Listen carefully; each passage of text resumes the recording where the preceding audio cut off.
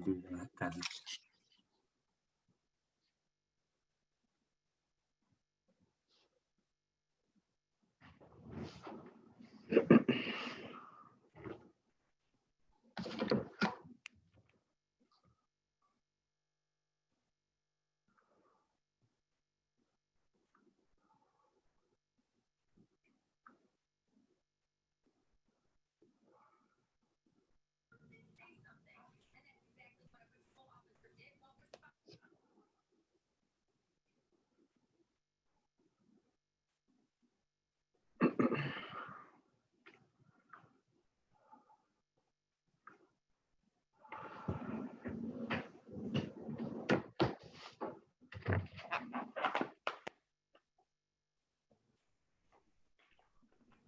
Anybody there? Hi, Jerry, I'm here. Okay, I'm here. thank you. It's Patrick's here. Walsh here. Is everybody going to be here tonight? I think Mike is not Schulte. Barkey here. No, we haven't started yet. Just Schulte's not going to be here? I Correct. think that's what Stacy said, yeah. Okay.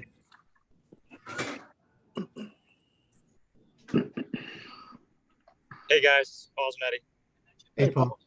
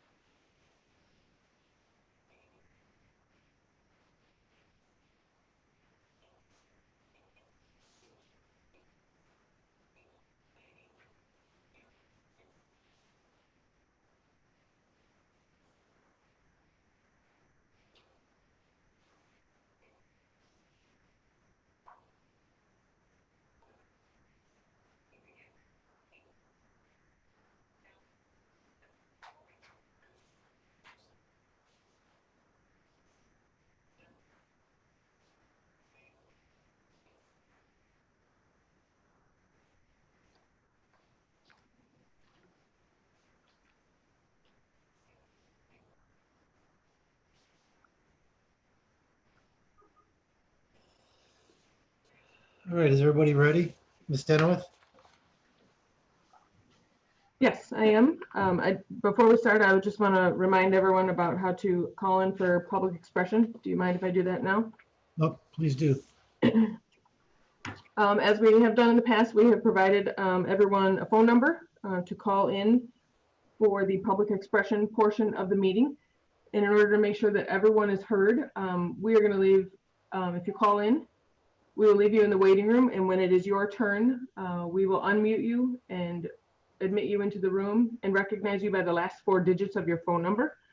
So when that time comes and we say now is the time for public expression, and we are going to start with, and then we'll give the phone number, that person will come in and have their time for public expression. The phone number to dial is area code 646-558-8656. The meeting ID, 861-7241-7061. And the passcode is 828550. And we'll try to stick to our 3-minute policy limit. Yes, I just want to make sure everyone has a chance to be heard.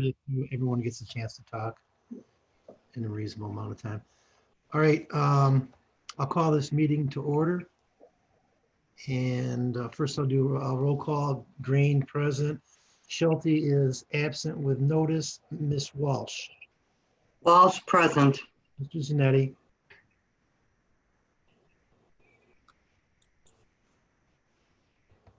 Mr. Zanetti?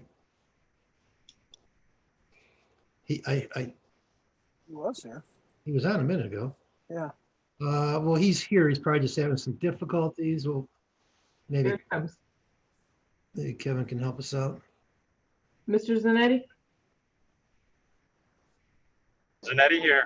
Okay, I'm doing a roll call. Zanetti present. Mr. Barkey. Barkey's here. Mr. Fitzpatrick.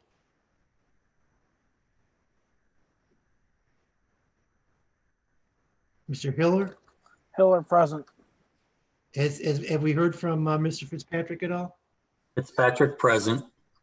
Fitzpatrick is here. We've established a quorum. Now, please rise for the Pledge of Allegiance. I pledge Pledge allegiance allegiance to the flag. To the flag Of the United States of America.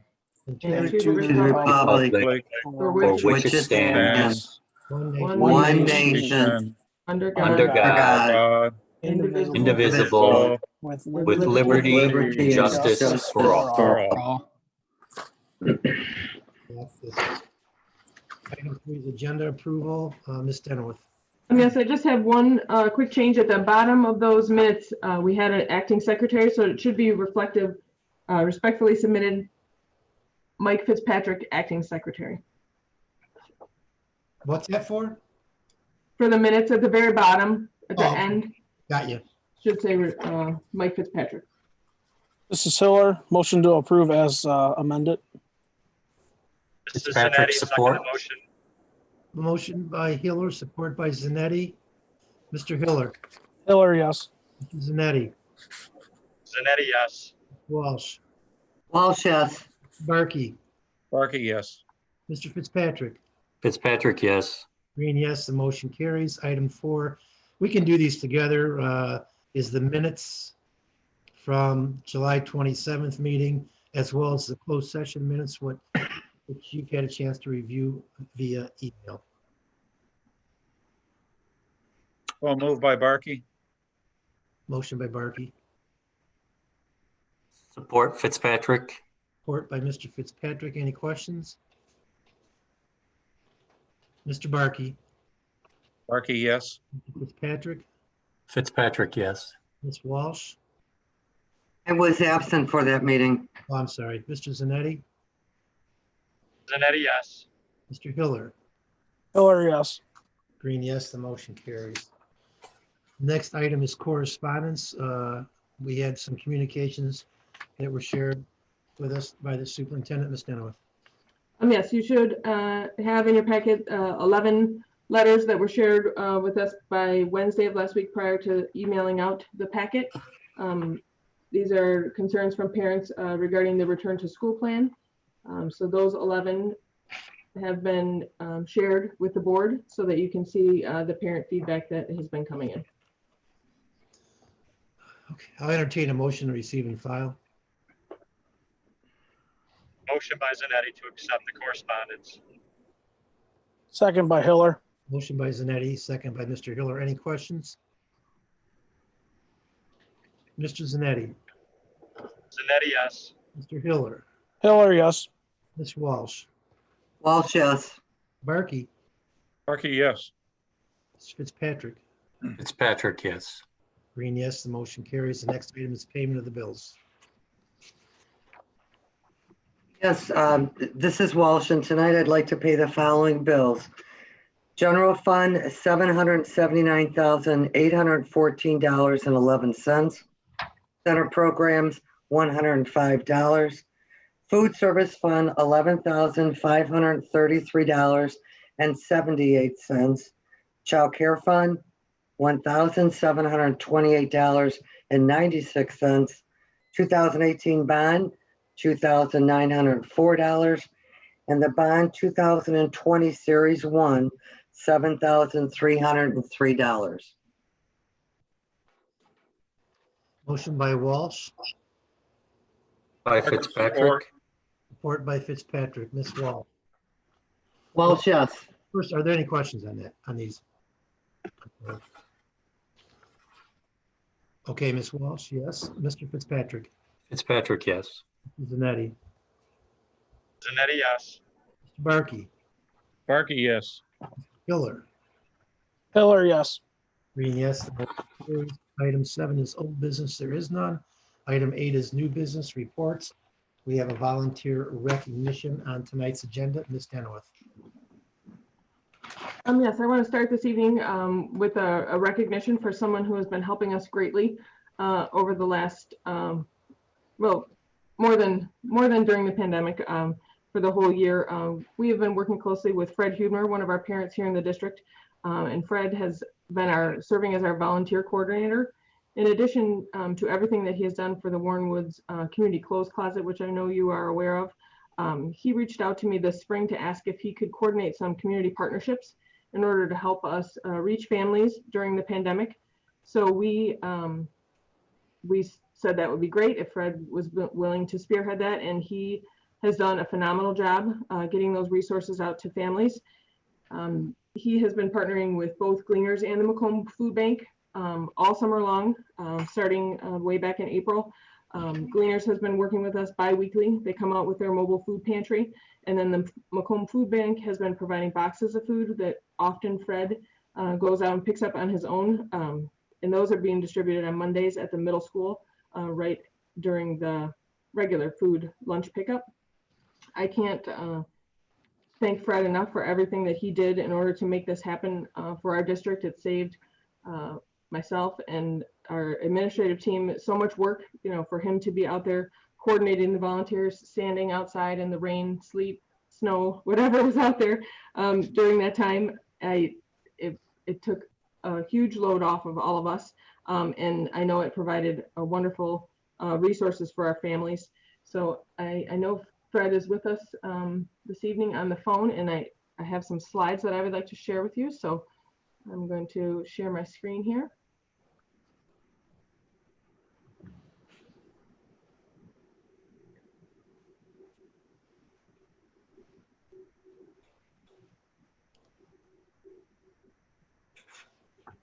Are you seeing that screen? Yes. Okay. Fred, are you there?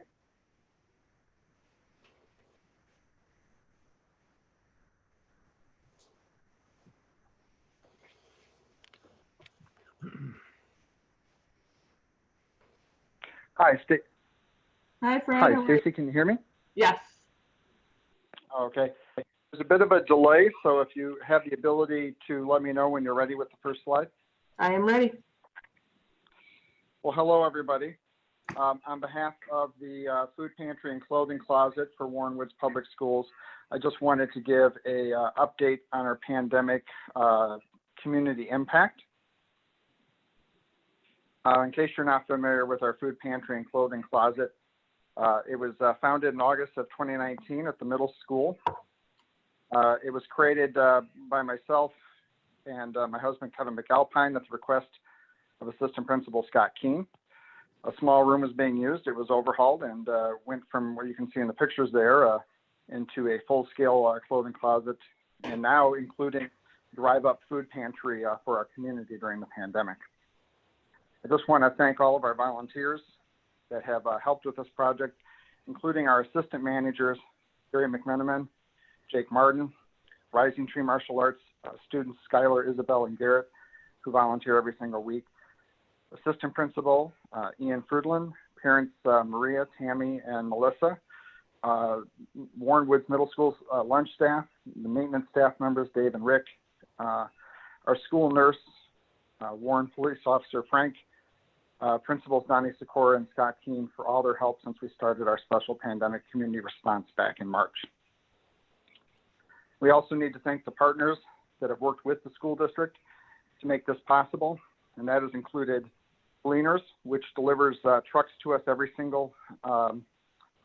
bi-weekly, every other week, and the Macomb Food Program, which is part of the county, and we get a truck from them every single week, and also Macomb Community College, which has allowed us to use their parking lot due to the construction impacting our ability to use Tower High School. I'd like to review the statistics. They're pretty impressive, and we crossed a significant milestone just before the board meeting. Since March 25th, we have held 32 free drive-up food distributions for those in need.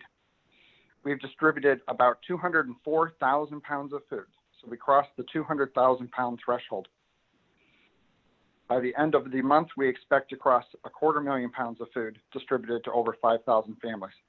But already we've distributed to 4,600 families in our community, which equals 21,850 people, with at least 8,300 children and 2,076 seniors. So we'd like to celebrate the real difference that we're making in our community during this national crisis. Thank you. Thank you very much, Fred. And as I mentioned, I just want to thank Fred and his entire team for everything that they have done for us.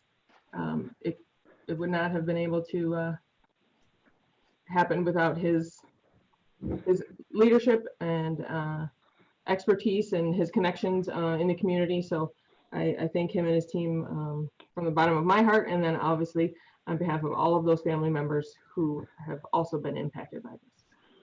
This is Jerry Green. Fred, on behalf of the board, obviously, we appreciate the wonderful job you've done to help support our community and our children. And as Ms. Denowitz said, greatly appreciated and very timely. You were up to the plate before this started, and I'm sure you'll still be here when it's over. That shows your genuine commitment to the students, and we thank you. Well, thank you so much. And I just want to remind everybody in our community that we are approved for these drive-up distributions through September already, and we do expect them actually to be approved into October as we continue to go through this crisis with heavier than normal unemployment to serve the needs of the community. Thank you, Fred. Thanks for being with us too. And it's an honor to recognize. Anyone else? Okay, that's a report. There's no action needed. The next item is return to school overview, Ms. Denowitz. Yes.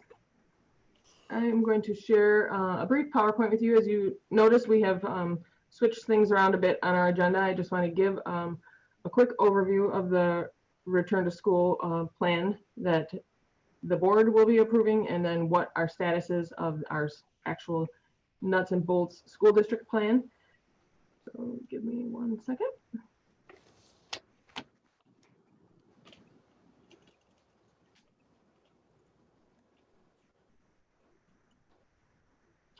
All right, so what we have put together for you this evening is I just want to make sure everyone understands the process because it is a bit of a complicated process and not everyone does it the same. So bear with me while I walk through a few things.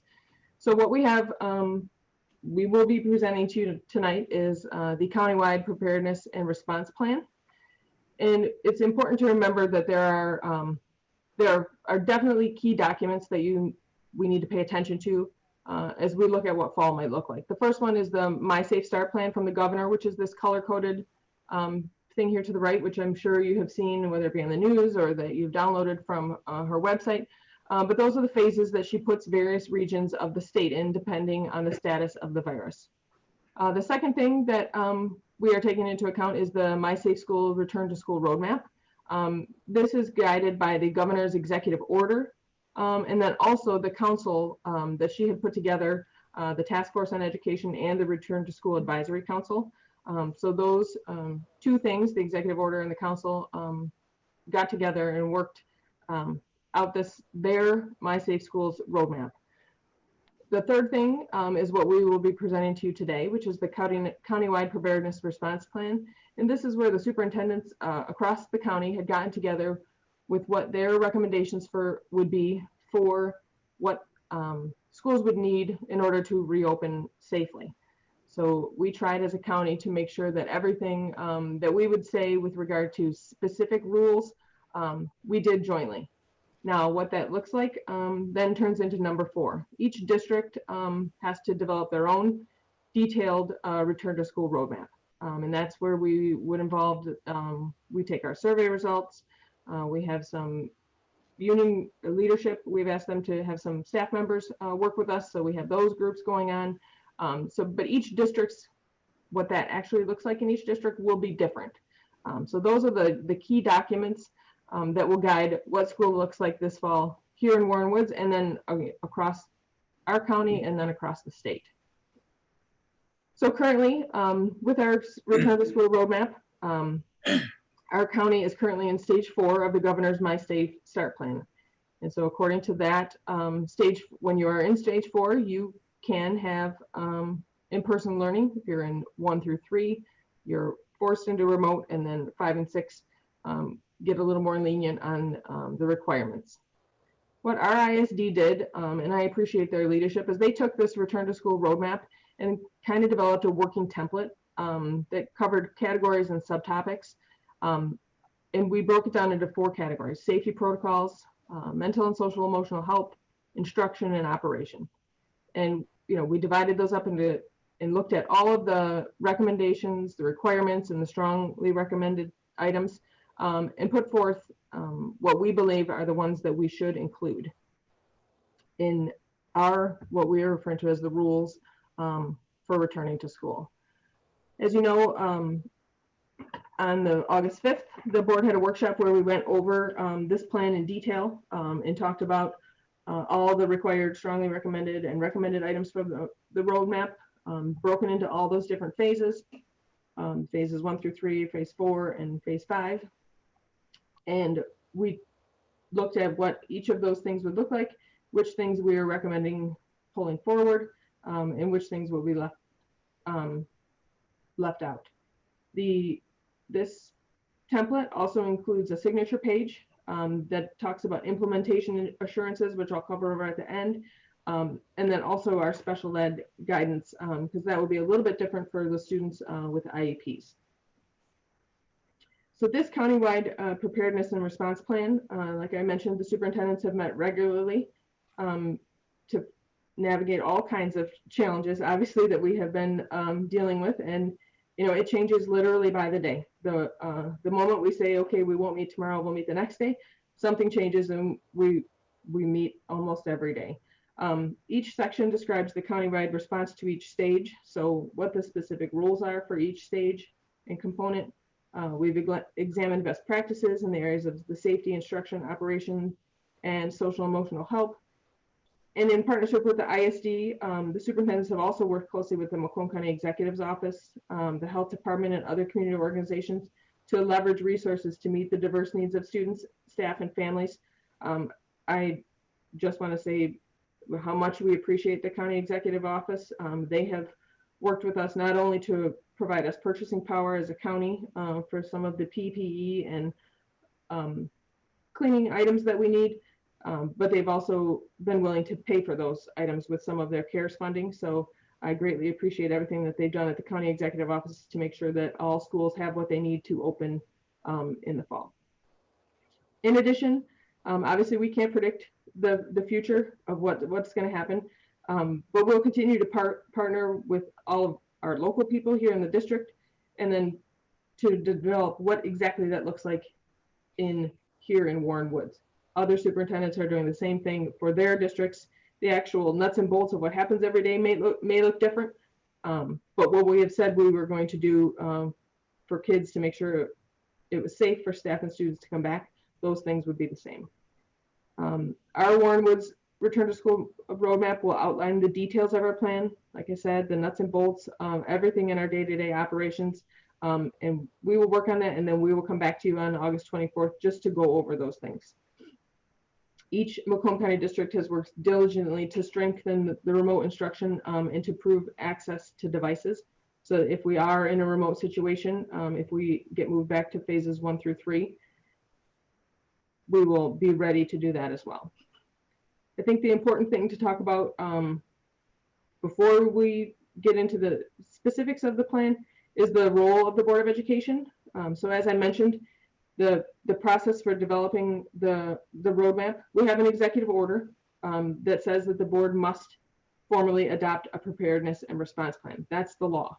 That is what where the board must choose between the required, all have to happen. Then you choose between the strongly recommended or other items that the board wants put in there. What we did as a county was we made some commitments to those strongly recommended and recommended items. And that's what the board has to adopt. Those are the rules, as I've been calling them, the rules of how we would come back to school. Once the board has adopted this plan, then we will go through and make the nuts and bolts of what that looks like. What does it look like when kids walk in the hallways? What does it look like when, are we allowing visitors? Those types of things. All of those specific things come after the board tells us exactly what they want us to follow. So those plays will be coming out in the next week or two. I know we had probably 6 hours of meetings today from some of our committees of the operations, health and safety, instruction, and I think mental health and social emotional is tomorrow. So I know those groups were meeting today. And then when we're done, we will put this plan in action and make sure that it's ready, and we'll present that information to parents. As I mentioned, I do want to thank the people that have been volunteered to work with us. This is just a group and we had asked the union leadership if they could give us some names of some of their members who would be willing to serve on these committees. So you'll see here the people that have joined, specifically health and safety, operations, instruction, or social emotional. We appreciate those people being willing to sit with us and talk through some of those items for what it might look like when we specifically return to school. So in summary, there's 2 documents in 2 different work groups. The first one was the Countywide Preparedness and Response Plan. That was put together with the superintendents, the boards, and the ISD, which is simply the things that we are going to abide by when we reopen school. It summarizes our commitments for each phase, whether it be 1 through 3, 4, or 5. This is the document that needs to be approved and sent to the ISD by August 15th. From there, the hard work comes when we do our return to school roadmap. And this plan will be developed using the results from the parent surveys and the communication that we've just received. And as I mentioned, from the union leadership who asked their membership for feedback, those members have joined our school teams. And like I mentioned, they are meeting as we speak, basically. The next thing is this group will outline what those day-to-day operating procedures will look like. And we will provide day-to-day action plans for the variety of return to school scenarios. Obviously, we have to be prepared if we're in phase 1 through 3, what that remote instruction will look like. We also have to be ready for phase 4 or phase 5 if we are in those phases as well. So if we take the step back and just look at the rules, the Macomb County Return to School Plan, what we have is obviously the recommendation is that all required items have been kept in the plan. Obviously, if anything from the task force said it was required, it was kept. Any items that in your draft copy that had strikeouts or had been suggested to be omitted have been removed from the final version that would be sent to the ISD. This document will outline what each district will do for each phase in one bulleted list of items. So that way it wouldn't be confusing. So we just have all the items that we have said we will do. The delineation between what was a required, what was a strongly recommended or recommended has been omitted. The easiest way to think about it is if it's on that list, we're saying we are going to do it. This also includes local implementation strategies, some suggestions, things like that. The ISD provided some resources. Those are all in those plans in the narrative section, just to give districts some things to choose from or things to look at when they're working with their individual district teams on implementation. So you'll see in the preparedness plan, the working template, according to the executive order, which I refer to as the law, there are certain things that have to happen. This is for phases 1 through 3. In phases 1 through 3, the schools are closed to everyone except, and they delineate the difference between if we have people that need to come in, employees or contractors that need to come in to do basic school operations, necessary to facilitate alternative modes of instruction, perhaps access some equipment that is in the classrooms, things like that, distributing materials if kids need materials or technology equipment or other necessary in-person functions. Any district employee that's needed to do that, those people can come into the building. Obviously food service workers as well, our child care providers and the families that they serve can come in. In phases 1 through 3, athletics is suspended, after school is suspended. We have to offer alternate modes of instruction. So our remote learning has to be accessible to families, provide for the continuation of food distributions to eligible students, provide for the continued pay of employees as long as they are redeployed for meaningful work. Those are the items for phase 1 through 3 that is governed by the executive order. For phase 4, which is the one where she allows in-person learning, these policies and procedures must at a minimum require face coverings except for meals, and unless face coverings cannot be medically tolerated, we have to discuss how staff and students in grades pre-kindergarten and up, how they will wear face coverings on the school bus and in indoor hallways and common areas, and that all staff will wear face coverings when they are in classrooms. It also mentions that all students in grade 6 and up when in classrooms will wear face coverings, and they state that all students in grades kindergarten through 5, unless students remain with their class throughout the school day and do not come into close contacts with students in another class, should also wear face coverings. The second thing is it prohibits indoor assemblies that bring together students for more than one classroom. So if you think of any of the beginning of the year assemblies that we have, class meetings, speakers, things like that, we cannot do that in phase 4. We'd incorporate the return to school roadmaps, required protocols, as I mentioned, everything that governs hygiene, cleaning, athletics, screening, everything. We have to do all of those required items.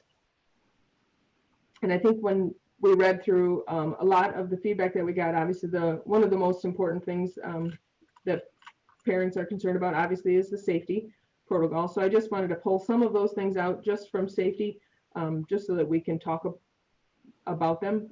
Facial coverings, gloves, and other PPE will be provided for staff and will be made available via each building or department. We have worked very closely, obviously, I said, with the executive's office from Macomb County and have required all of this PPE. And right now we have acquired enough masks for each student and staff member to be provided 2 disposable masks per day. If staff want to bring a mask from home, that's fine, as long as they are washed daily. That's the recommendation. In addition, with regard to hygiene, obviously hand washing and sanitizing obviously is available for all students moving throughout the building. We'll have hand sanitizer in every classroom, in every cafeteria, in every space, and obviously many classrooms at the elementary. Many of them, not all of them, have sinks as well that can be used, and obviously the restrooms will also be available. Staff members obviously will monitor the use of hand sanitizer, especially for young children. Classroom activities where supplies would normally be shared will be limited. An example would be the use of science materials, where the students would stay with the same group every day, then it's one thing, but we don't want sharing of materials with different classes. And then, as I mentioned, we will use hand sanitizer as they enter any new space with staff permission, and obviously staff will do the same. The recommendation is also for spacing, movement, and access, that we space students' desks as much as we possibly can to move them out around and utilize some of the spaces in the building that perhaps we haven't been using, and to use them in perhaps a different manner to get those things spread out, and to train the students and staff to address the movement in the hallways. Obviously, we'll work with the principals and the teachers to make sure that we have protocols in place to guide how students are using the hallways, either be on one side or the other, perhaps making some of the stairways one way so they're only going up on one side and down on the other, just to minimize that overlap of students. In addition, the recommendation for screening students and staff from this county plan, obviously we have to take into consideration all the health laws and the federal educational rights to privacy laws. For anyone that may fall ill or contract, obviously we can't share some of that personal information, but we will give training and guidance for staff on that so we know what can and can't be said. Some of the more stringent masks will be provided by the county executive office for some of our medically fragile students and the staff that work with them on a daily basis. We will need to look at entrances and exits, to determine on-site safety protocols. We'll try to minimize points of entry, and we will monitor those to make sure that they're being followed.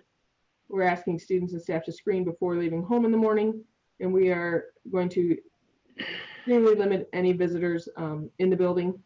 It would just be for people coming to pick up students, but no one would be allowed to come and stay. We, as I mentioned, we have been working closely with the Macomb County Health Department, and I greatly appreciate this. I know that a lot of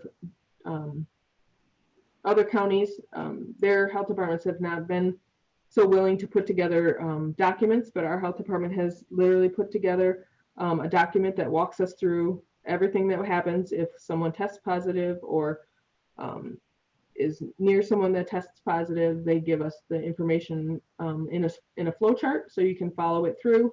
And they have one for staff and one for students because they're a little bit different depending on age and whatnot. So we appreciate that. It makes us consistent as a county, and they are monitoring that. So every time something needs to be updated, whether it comes from the CDC or something else, they have done a great job updating that. And almost every other day, I feel like I get a new thing if they tweak something. So we appreciate them taking the lead on that and then being willing to do the contact tracing for us and to contact people and everything so that we can keep everyone safe. So I definitely appreciate all of their efforts. The other questions that we get often are regarding athletics. Obviously, the plan suggests that we discourage, obviously, handshakes, fist bumps, etc. I know that those are reactionary to some kids. That's just, you want to give somebody a high five when they do something good, but we will definitely make sure that the kids know that we don't want them doing that. I know that the Macomb Area Conference, which is the league that our teams participate in, is working to develop guidelines that are in line with the Michigan High School Athletic Association for both indoor and outdoor spectator events. They will be giving us all the information for most of that. And then the plan recommends that we consider physical distance and crowd sizes if we allowed crowds to be present at any event. The information for the other sections, I don't want to go through all of them, but let me point out some specific ones with regard to instruction before reopening. Will be specifically talked about in our meeting were edits to reflect individual districts, information about instruction. Some districts work in professional learning communities, some do not. So the county just said, well, we would keep it very general and remove those things that specifically refer to professional learning communities. While we use those here in Warrenwood, some other districts don't. Same thing down here with progress monitoring. Some districts use specific types of testing to do progress monitoring and some do not. So we took out some of those specifics in there. Under facilities, there were some references to using a company or something like that. We employ all of our own people, so our own people would be doing those facility things. So we kept that general because not every district operates that way. The next one is the budget, food service, and enrollment and staffing. Obviously, that's all different as well. Like for us, we've been lucky enough to have our enrollment done online for the last few years, and some districts haven't had that. So that was a very difficult thing that they had to manage without people in the building or coming in. When you talk about having visitors come in to register, when you can't do that online, that creates an issue. So we edited that for individuality. We also edited technology for individuality because some districts have the resources to give students laptops or whatever they're using, and some districts did not. So we edited that for individuality, and the same thing for transportation goes with what if you employ your own fleet and your own drivers. We made that general so that everyone could operate under the same plan. The next page I had mentioned earlier is the assurances. When the board signs this, they are agreeing that we will meet the needs of all students with their IEPs. Even when schools are closed for in-person instruction, we'll strive in good faith to make sure that we have all of the technology training and curriculum and equal access to alternative modes of instruction for students with disabilities. We'll ensure that while any state of emergency continues, we will comply with the U.S. Department of Education and the Office of Civil Rights to make sure that we are delivering the instruction. We assure that we, to the extent practical and necessary, we will make individualized determinations as to whether and what extent compensatory services may be needed for students with disabilities.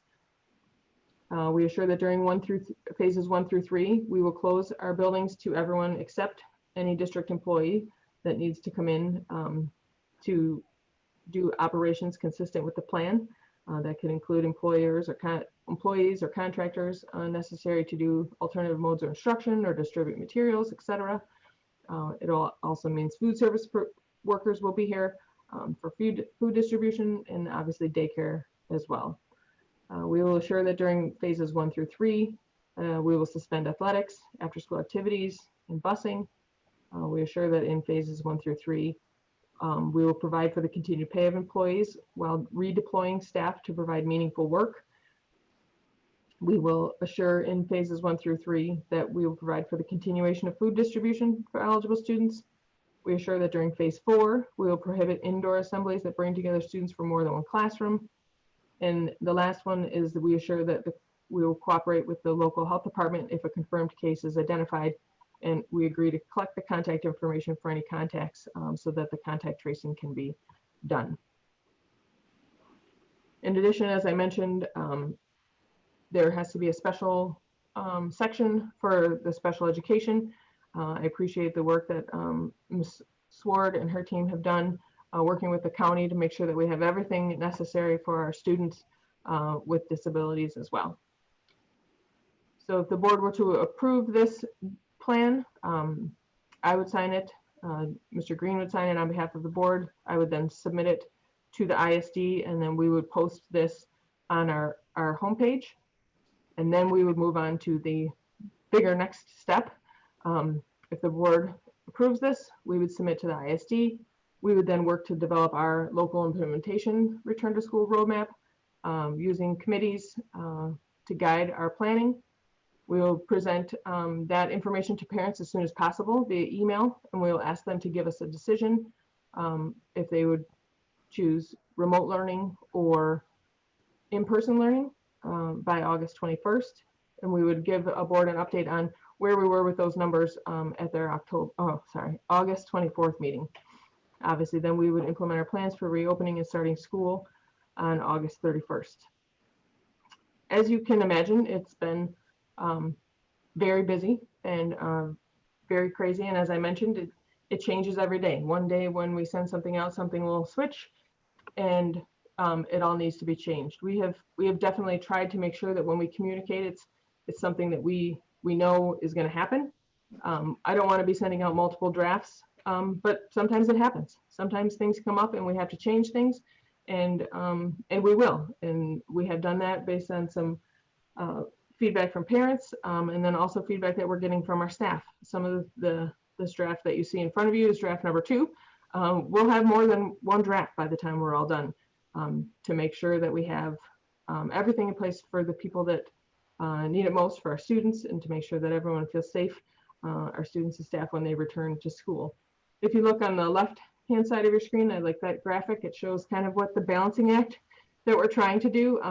You know, when you look at what our parents, what they had suggested, what they wanted, 41.64% said they wanted to return face-to-face, and 41.94% said they wanted online. I mean, that puts us in a pretty difficult position. It's kind of where these our options had come from, whether you wanted to come into the building 5 days a week or do virtual. Of those parents that wanted on face-to-face, it was clear that the flexible schedules that we had talked about weren't something that parents were interested in. That was very difficult for them to manage with their own work schedules and things like that. So if they wanted their students to come, they wanted them to come 5 days a week. Obviously, the other things that everyone is concerned about are the safety protocols for face-to-face, to making sure that we beef up and make our direct instruction done when it's done virtually, to make sure that it's more robust than it was in the spring. Obviously, in the spring, we were adapting very quickly, and parents want more. They want more face-to-face instruction, whether it be via a Microsoft Teams meeting, or they definitely want to make sure that their kids are being assessed so they know whether they're learning or not. So that definitely has to be more robust. They want more two-way communication with staff members. They want their kids to be able to see their teachers and talk to them, and they want to make sure that we have some common structure of lessons. It was very we were using a variety of platforms and a variety of tools last time, just because we were throwing it all together back there in the spring. But they want it more common, so that if they have a child that's a third grader, but also a sixth grader, when they log into the Schoology site, they want it to look similar, so they know where to go and how to find everything that they need for their child to learn remotely. I'm going to turn it over to you for if you have any questions or comments for me. I do want to thank, as I mentioned, we do have had staff members working all summer. This is one of our speech paths doing some of our extended school year things for students. She's working outside. And I just want to thank all of them who've been willing to come in and try things out and tell us what works and what doesn't. So I'll turn it over to you if you have any questions.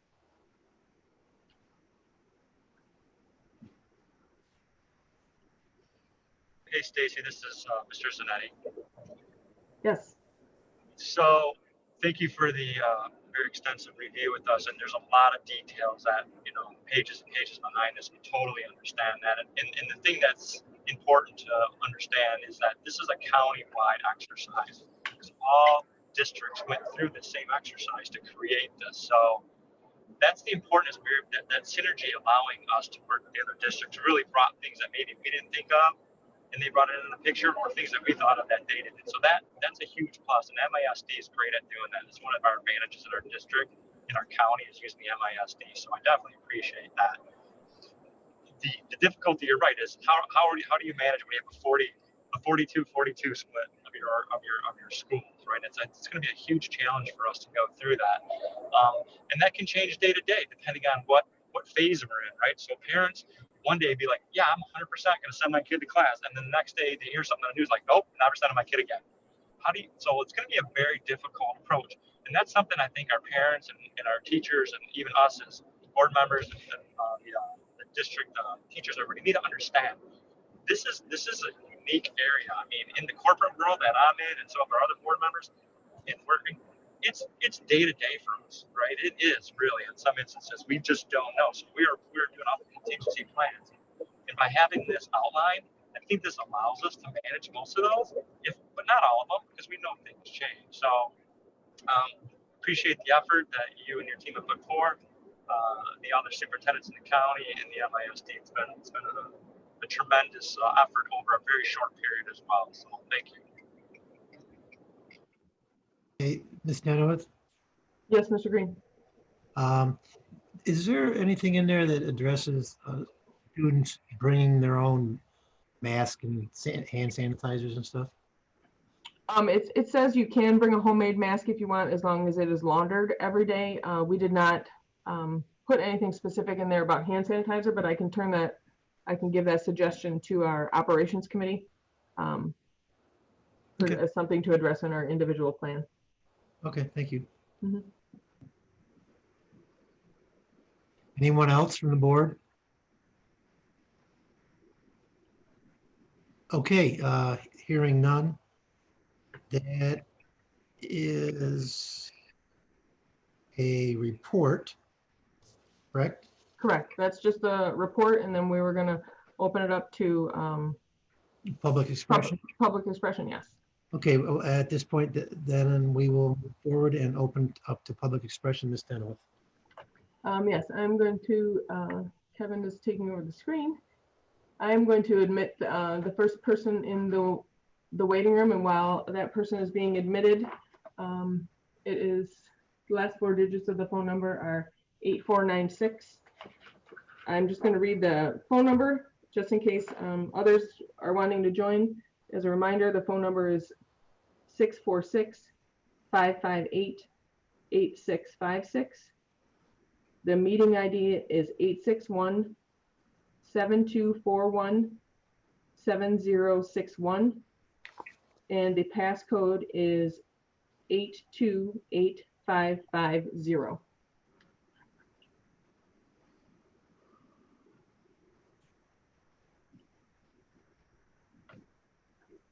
Hello, the phone number 8496. Can you hear me? Oh, hi, Stacy. This is Hazen Ragland from Tower High School.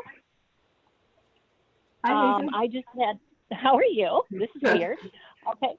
I just had a kind of a statement that I had prepared that I wanted to read. Sure, go right ahead. Okay.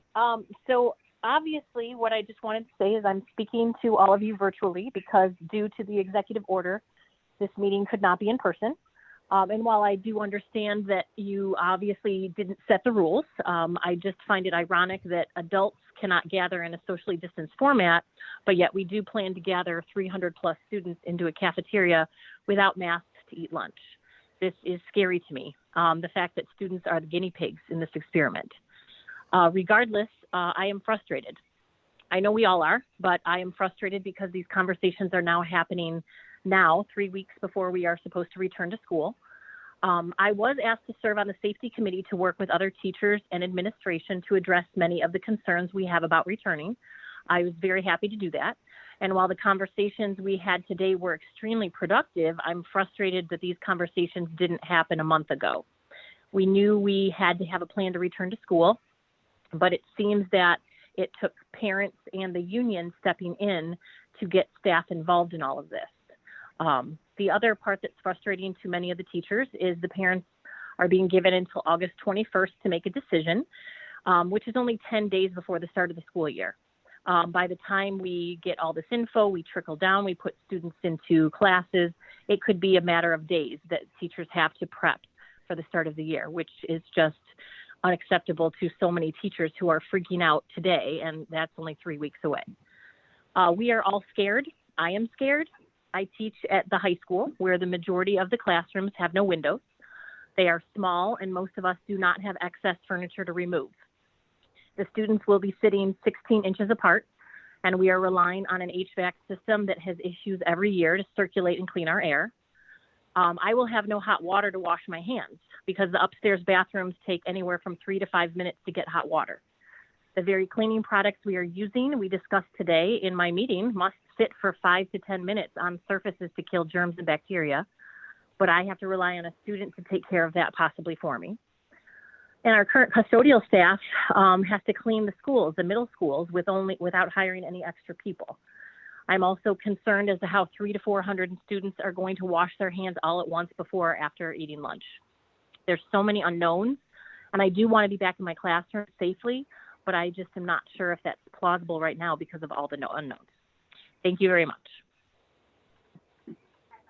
You're welcome. The next phone number that we are admitting is 0752. Can you hear me?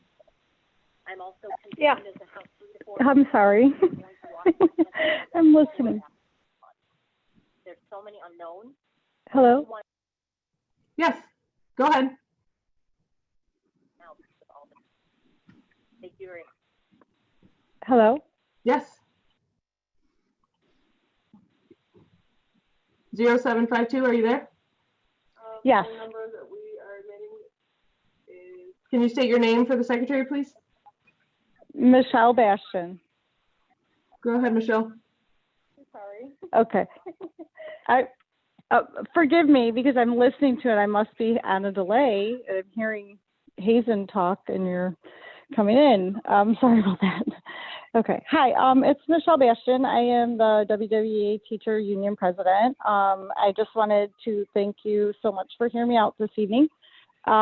Just on behalf of the teachers in Warren Woods, I know that you had communication from parents, and I just wanted to thank them for the support that they are giving to our teachers. It feels really good to hear them saying that they want Warren Woods teachers teaching Warren Woods students, because this is why we come here. So as an educator, it makes my heart happy to hear parents doing that.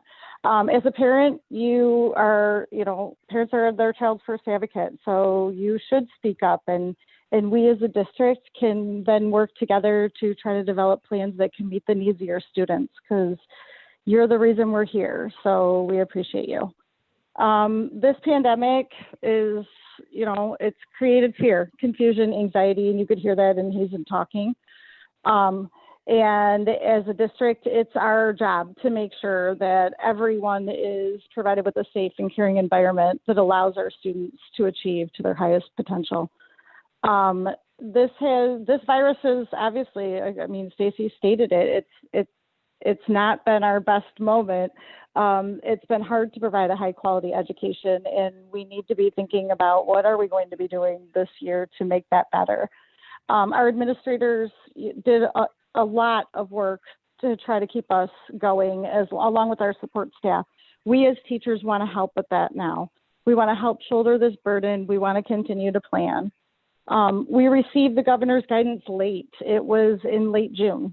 In July, we got communication from our superintendent, Ms. Stenowitz, and she told us that she was going to look at the surveys, and they were going over the plan at the Macomb County ISD at that level.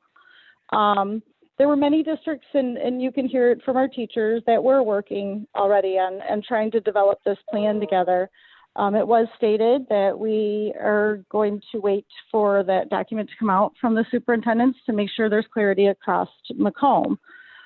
We have been working together all summer. I just wanted to clarify that. We are working on a collective bargaining agreement, but we didn't work on this plan per se. We have discussed parts of COVID. It has invaded all our lives, so we haven't avoided that. We did have some teachers get together and map out curriculum. We're not done with that work. Hopefully that we can continue that plan so that we can start our own virtual environment that meets the needs of our students.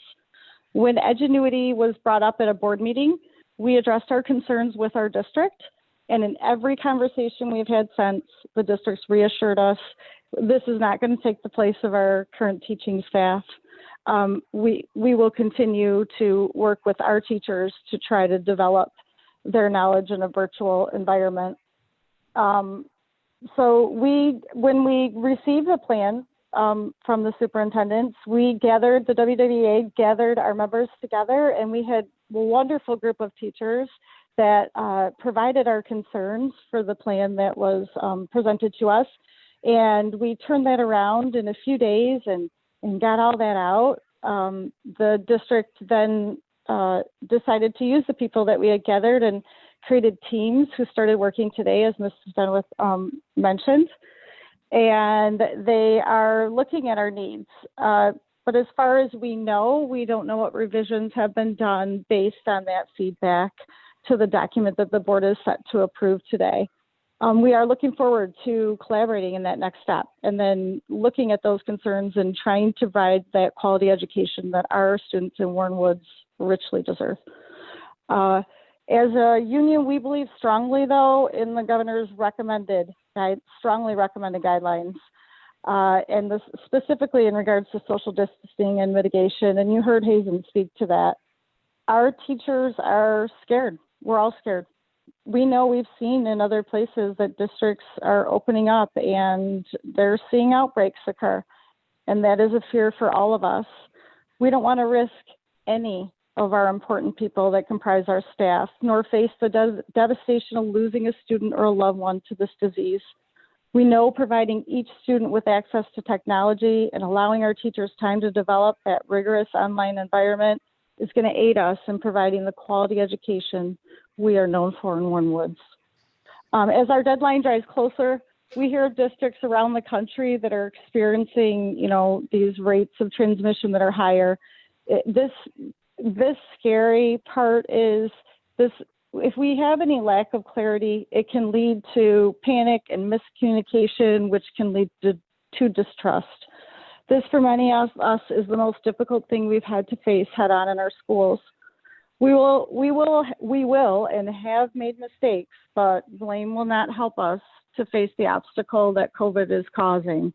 So at the end of the day, we have one truly united purpose, and that's to serve our students here in Warren Woods and help them achieve those high standards.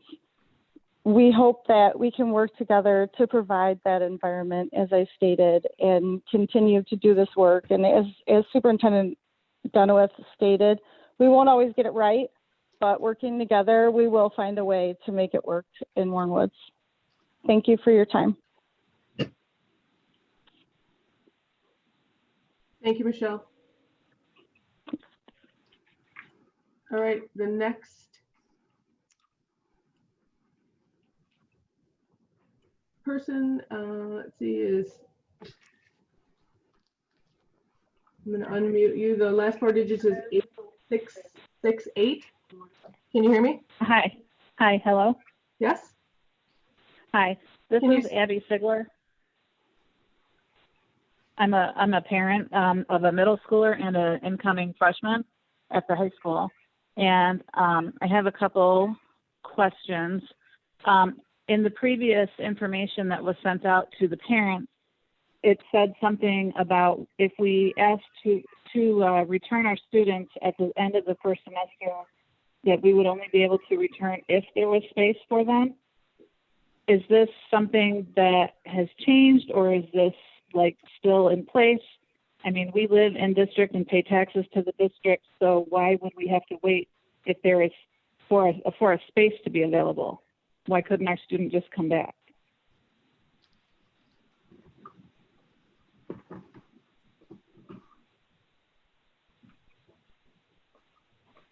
That's my main concern at this point. And also to reiterate what the first speaker said about us meeting through Zoom, yet our students need to go back in person. I don't understand why we're having a Zoom meeting and not meeting, say, at the auditorium or something tonight. And thirdly, when we do send our children back, obviously myself, I'm keeping my kids home for the first semester at least. When we do send them back, whether it be in 3 weeks from now or in a few months, the social distancing, how is that even possible with as many kids and the space that we have? I mean, it doesn't seem like you can have 6 feet. I think 6 feet is the recommendation for being safe. And how is that going to be safe for our kids if they can't be? In the middle school, for instance, they share lockers. So how can you be 6 feet away from your locker partner when you share the same 10 inches of locker width? And so those are my questions, and that's about it. Thank you for your time. Thank you very much.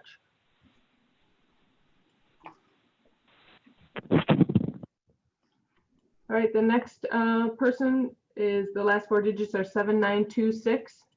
You could state your name. Middle school, for instance, they share lockers. So how can you be 6 feet away from your locker partner when you share the same 10 inches of locker width? And so those are my questions, and that's about it. Thank you for your time. Thank you very much. Hello? Hello? Yes. Can you state your name for the secretary, please? All right, the next. Lisa Tennessee? Hi, Lisa. Can you turn your computer down, please? Yes, I will.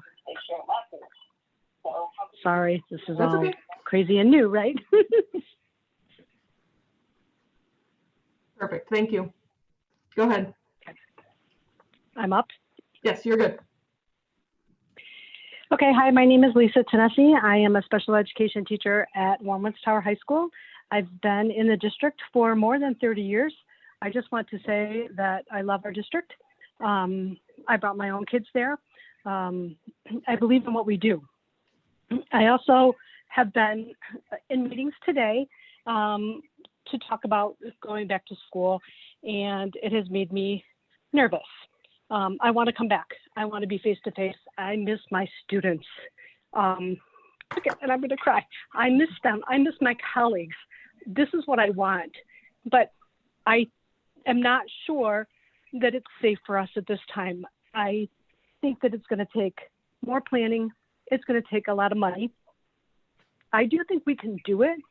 I'm not sure we're ready to say it right now, today. I think that working together, we can come up with a plan, and I want to be part of that, and I want it to happen for us. But I also want the board to know that I just don't feel like we're ready right now. And that's what I want to say. All right. Thank you very much, Lisa. Thank you. All right. The next person is the last four digits of the phone number are 5748. Can you hear me? Happen for us. But I also want the board to know that I just 5748. Can you hear me? And that's what I want to say. All right. Thank you very much, Lisa. Thank you. We're on a bit of a delay. So 5748. Can you hear me? Four digits of the phone number are 5748. Can you hear me? Yes, can you hear me? Yes. Can you turn down your computer, please? Oh, yes, I'm sorry. 5748. Can you hear me?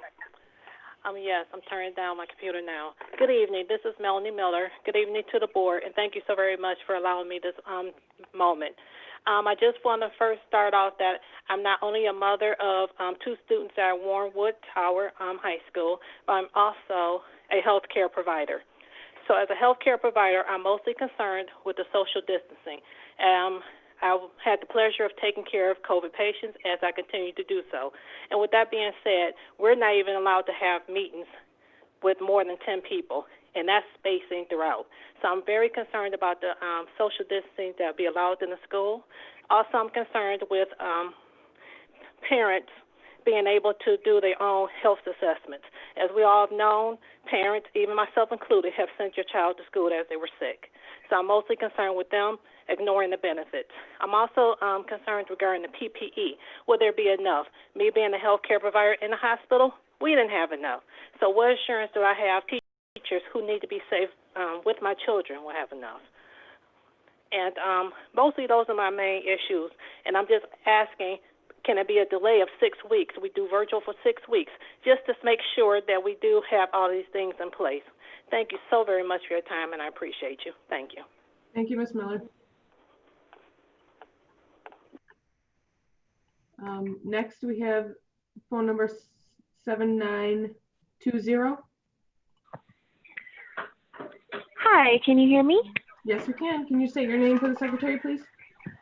Yes, my name is Courtney Spots, and I'm calling tonight because I'm a parent of an incoming kindergartner who, last year lost out on the second half of preschool.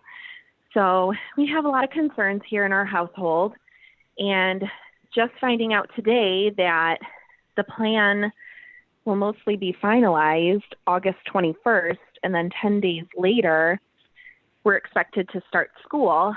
It's concerning, especially for us. This is our first one entering a public school district, and being too that she does have an IEP, and she also has some other things that I would like to be able to talk with her teacher and kind of have some time, to get things ready before she goes back to school. I just feel like this is all kind of quick, and I was really hoping that for all grades, there would be a hybrid option. So that way, especially for the younger ones that aren't going to be as good at social distancing and hand washing and maintaining their own space, that maybe we could still give them some in-person time in school, but still, kind of limit that. I know that everything's uncertain right now and we don't know what the future is going to hold. I was shocked when I heard that there's going to be 10 days between the implementation of the plan and everyone making their decision and then the start of school. So I want to thank you guys for your time and I appreciate all the hard work you're doing. I just kind of wanted to say from a parent point of view, especially with one going into kindergarten, that we've never been through this before.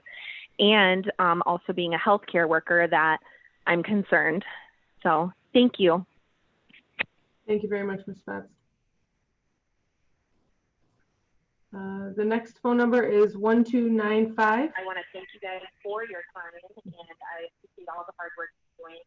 I just kind of wanted to say from a parent point of view, especially with one going. 1295, can you hear me? I can hear you. Yep. Can you say Am I your good name? to go? Because I could still hear her. So. Yes, you're good to go. Okay. My name is Kelly Bugay. This will be my 23rd year in Warren Woods, teaching elementary. I am one of the teachers who was asked to be a liaison between our staff once the district rolled out their first draft plan. So I collected some concerns basically from kindergarten through third grade teachers and put those together. And at this point, we met today. I was on the health and safety team, and I have to kind of echo Hazen. I'm scared, but I'm not just scared for myself. I'm scared for my students. I'm scared that they're going to take it home to their families. I'm scared for my colleagues. The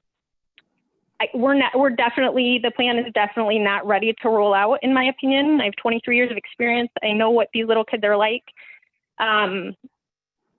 Not putting 6 feet of social distance to me is unacceptable. The plan that was made by the state, the plan that was made by Macomb County was made earlier in the summer when they thought, teenagers and adults were the ones who spread the virus and kids were less likely to get it. And all of that has changed.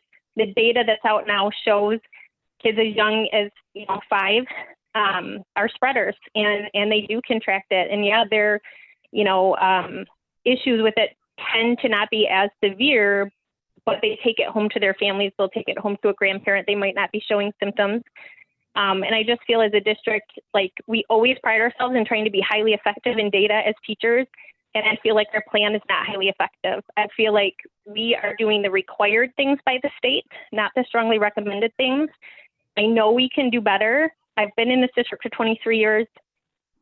I know we can do better. And I feel like it is our job not only to protect our staff members, our coworkers, our bus drivers, our administrators, but our students. And if we can't social distance those little kids, and if they're not wearing masks, then we're not doing that. We need more time to get those procedures and things in place.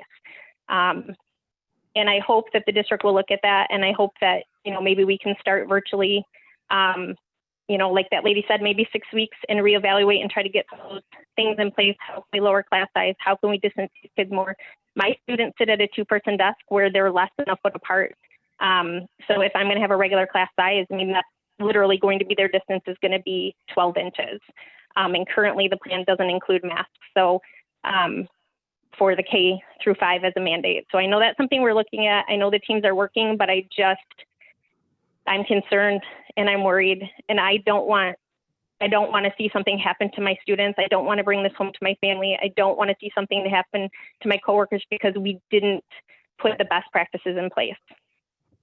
So I hope that we can look at that and make some better choices and really work on the social distancing aspect. Thank you for your time. Thank you, Kelly.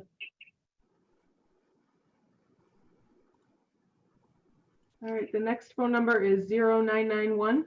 Can you hear me? And I'm worried, and I don't want to see something happen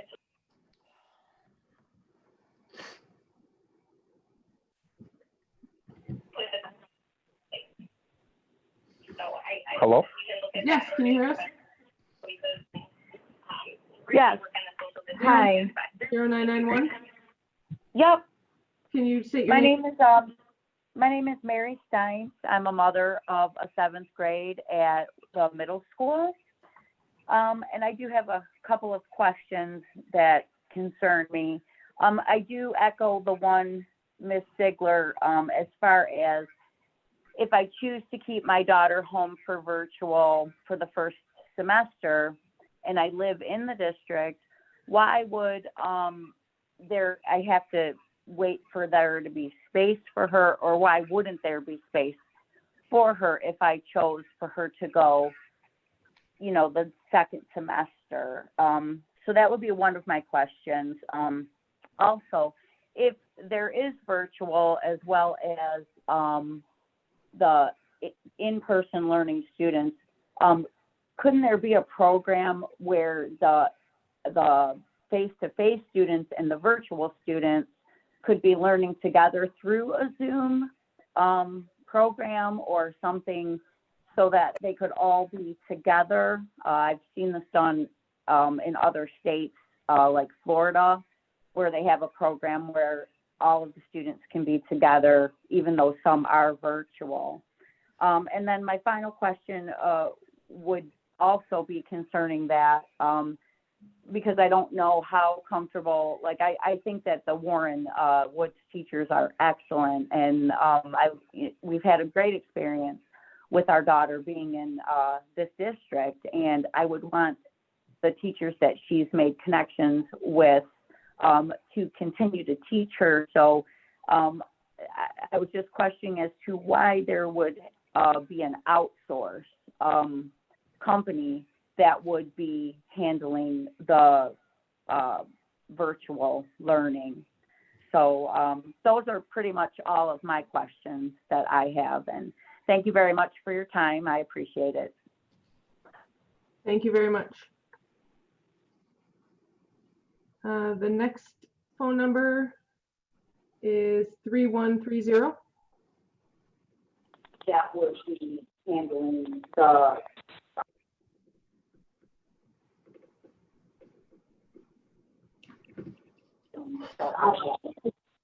phone number 3130. Yes. Can you state your name for the secretary, please? Andy Jarima, music teacher in the district. Go ahead, Andy. Good evening, Stacy. Good evening, members of the board. I am one of the names that Dr. Denowitz just showed you, thanking teachers for their input on our school plan. Let me be clear. Teachers were voiceless in the creation of this plan. The district first asked for staff input 2 months ago on a survey given out on May 8th. That was before Mother's Day. And then we were not consulted the entire summer. Finally, on July 30th, teachers were given 2 days to look over the MISD plan and the one-page Warren Woods draft plan and submit their concerns. 2 days. And less than 24 hours after we, the teachers, received these documents, they were released to the public. It was in parents' hands before teachers' concerns could even be addressed. Then this morning, I participated in a single meeting. That's been it for teacher input. The district created this plan, and the teachers are playing defense, trying to just throw in their concerns whenever they can. Teachers are really hurt by this, but Dr. Denowitz's recent letter last Friday to the community shows a good faith gesture to amend this relationship. So Dr. Denowitz, we applaud this gesture, and we, the teachers, demand to continue to have a strong voice in these safety plans moving forward. And school board members, you need to hold the district accountable for this. And here's why you need our voices as teachers.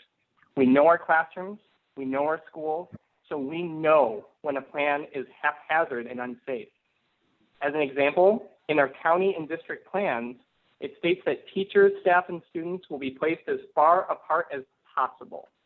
A recent colleague of mine at Westwood Elementary measured their classroom and found that even if we do that, spaced as far apart as possible, that means 16 inches.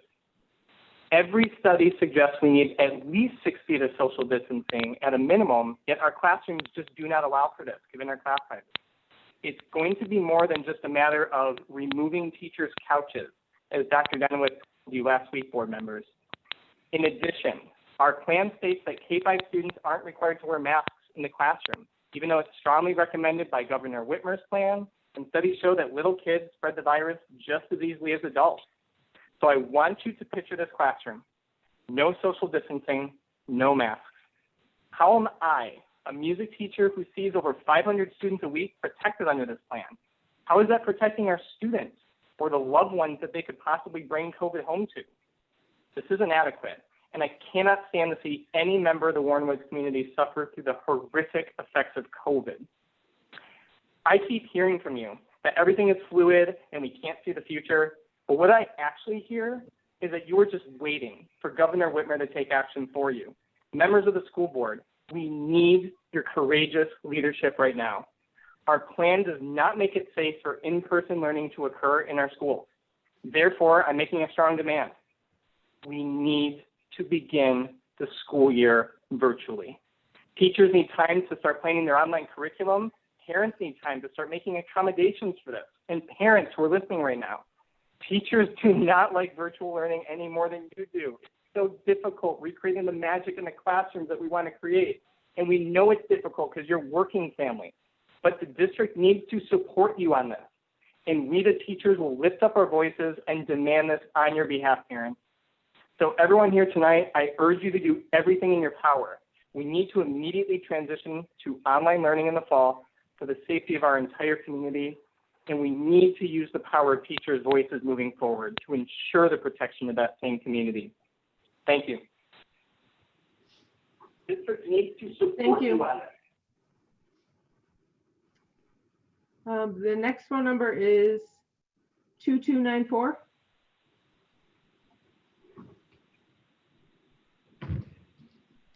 Phone number 2294.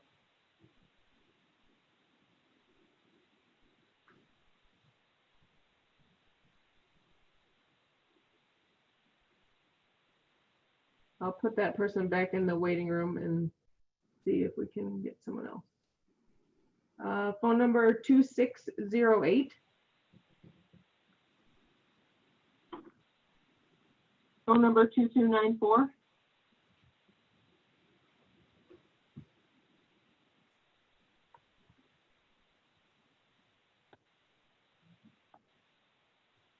I'll put that person back in the waiting room and see if we can get someone else. Phone number 2608. Good evening.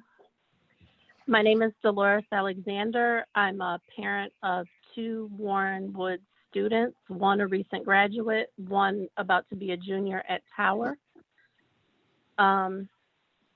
First of all, I would be remiss if I didn't mention the fact that I'm a little bit ashamed of myself that I didn't realize what the process was for this with Warren Woods, including the fact that you can't contact board members without going through the superintendent, and then you don't even know what emails they actually have gotten to read. I myself have sent 4 and still have not received responses to some of my questions. And I'm just disappointed in this whole timeline. A draft thrown together in isolation followed by a barrage of thinly stretched untruths trying to make it seem as if you had been working in collaboration with teachers and other stakeholders since around May. Can we just admit this, that you just got started, apologize, move forward, and hopefully learn a hard lesson from this? Continuing to make it seem as if the teachers were lying isn't going to get us anywhere. The parents and teachers had come together faster than you could even attempt to piece together your version of what actually happened. And because of that delay, there's no way you can open schools safely. As I'm sitting here listening to the people that actually work in our classrooms, there were things I didn't even realize about some of the classrooms in Warren Woods. You need a tight plan. You cannot have to come back and react after people get sick or are exposed. And there's still so many things that haven't been answered, but you want us to make a decision by August 21st. My high schooler doesn't even know what her schedule is. So when we're talking about going to do electives and make choices, how can we make that decision and not even know what schedule she has? What are you going to do when teachers are exposed or become sick and have to quarantine? Then who's teaching our children? I know we don't have enough subs to cover classes, and especially subs that may be experienced in the curriculum. And if the students are virtual, if it's Warren Woods teachers, that's what we want, of course, but are they going to be allowed to actually have time to plan and provide their own instruction? Or are they going to be facilitating Edgenuity videos? I want the Warren Woods teachers planning their instruction. They're the experts. They're the ones that you've hired to represent your district. That's the reason we bought our house in Warren Woods lines. We could have gone everywhere, anywhere.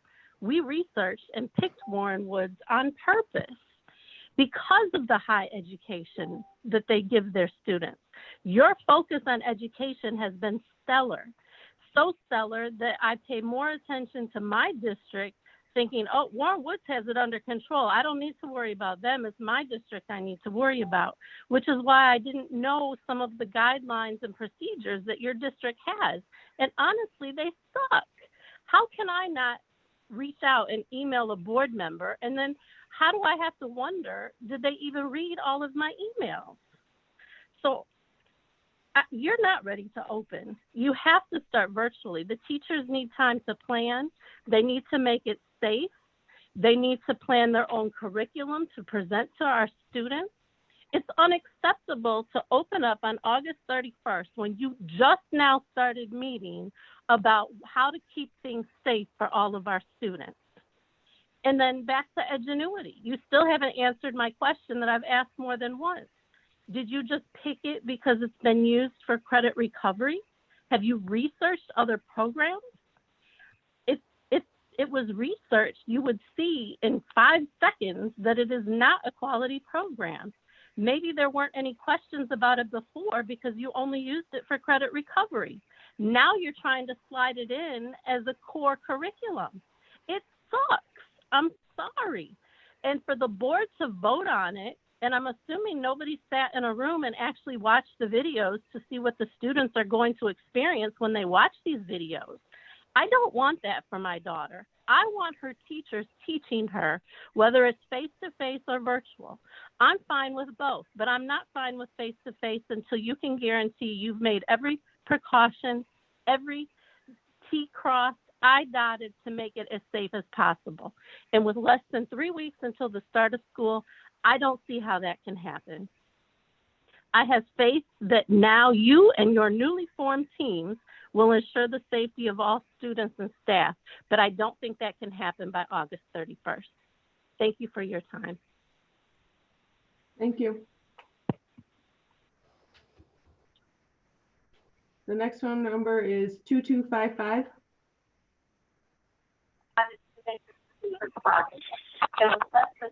Until the start of school. I don't. 2255. Hello? Hello? Yes. Can you hear me? Okay. I'm sorry, it's a delay on the computer. My name is Melissa Cheshire. I teach at Tower High School. I also have children at Briarwood, in the Early Childhood Center. I'm currently serving on the Health and Safety Committee, as Ms. Denowith read earlier. And I think it's important for all of you to know I'm a COVID survivor, and this is really difficult for me to speak right now. I am so frustrated beyond what most of you can even comprehend. Unfortunately, we're listening to what people want. I understand parents who want us to go back because they feel it's best for their child. I understand parents who want their child to stay home. But it's not about what people want. This is about science. And science says we need to keep people safe. Safety has to be paramount. If this meeting is not safe for a bunch of adults who can observe proper protocols, students should not be in a classroom, period. We're talking about using cleaners that need to be wet on surfaces for a certain amount of time. And I know that hasn't been researched because we talked about cleaners earlier today. And you can't clean the surfaces in the 5-minute passing that we have. We're talking about students cleaning surfaces themselves. Can our students keep anything clean? Have we looked at the bathrooms they use? Have you seen their rooms at home? And they're supposed to clean surfaces that I'm supposed to trust when I'm in that room all day. Social distancing is not going to happen. It's not. Students in my room normally sit shoulder to shoulder.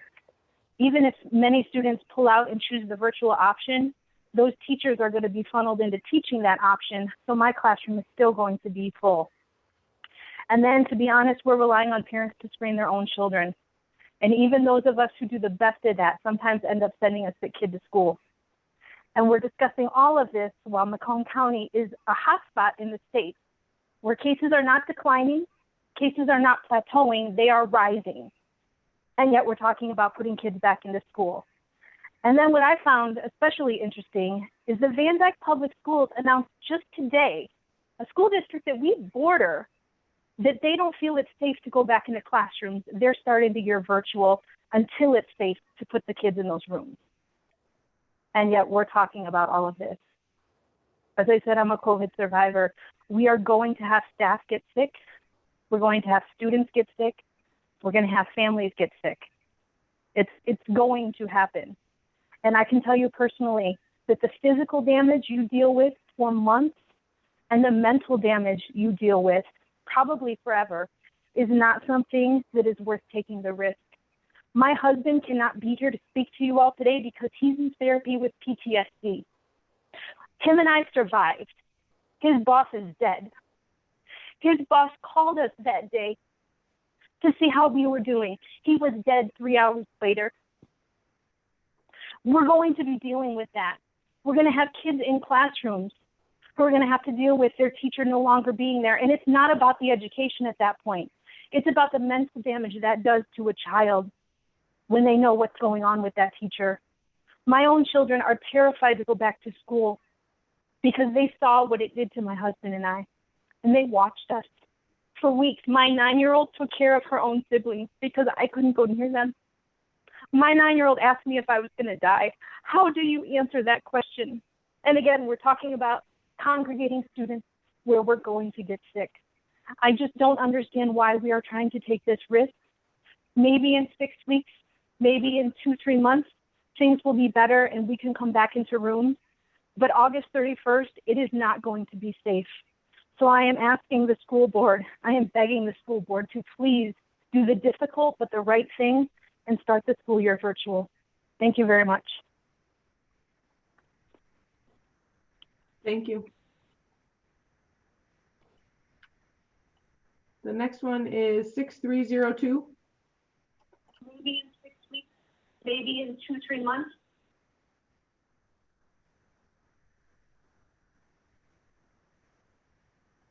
So I am asking the school board, I am begging the school board to please 6302. do the right thing and start the school year virtual. Thank you very much. Thank you. The next one is 6302. Maybe in 2-3 months. Yes. Hello? Yes. Can you say your Yes, name for the okay. secretary, please, and mute your computer? Yes, my name is Tara Eckert. You have to turn the computer off, Mom. Thank Oh. you very much. Turn the computer off. Sorry. Yes, hello? Yes. Ms. Eckert? Yes. Hi. Yes, Tara Eckert. I've been in the district 12 years. I currently have a upcoming 7th grade student at the middle school and a soon-to-be high school senior. So I, too, am a COVID survivor. Now, I'm going to get choked up just listening to previously because I know what I went through as well.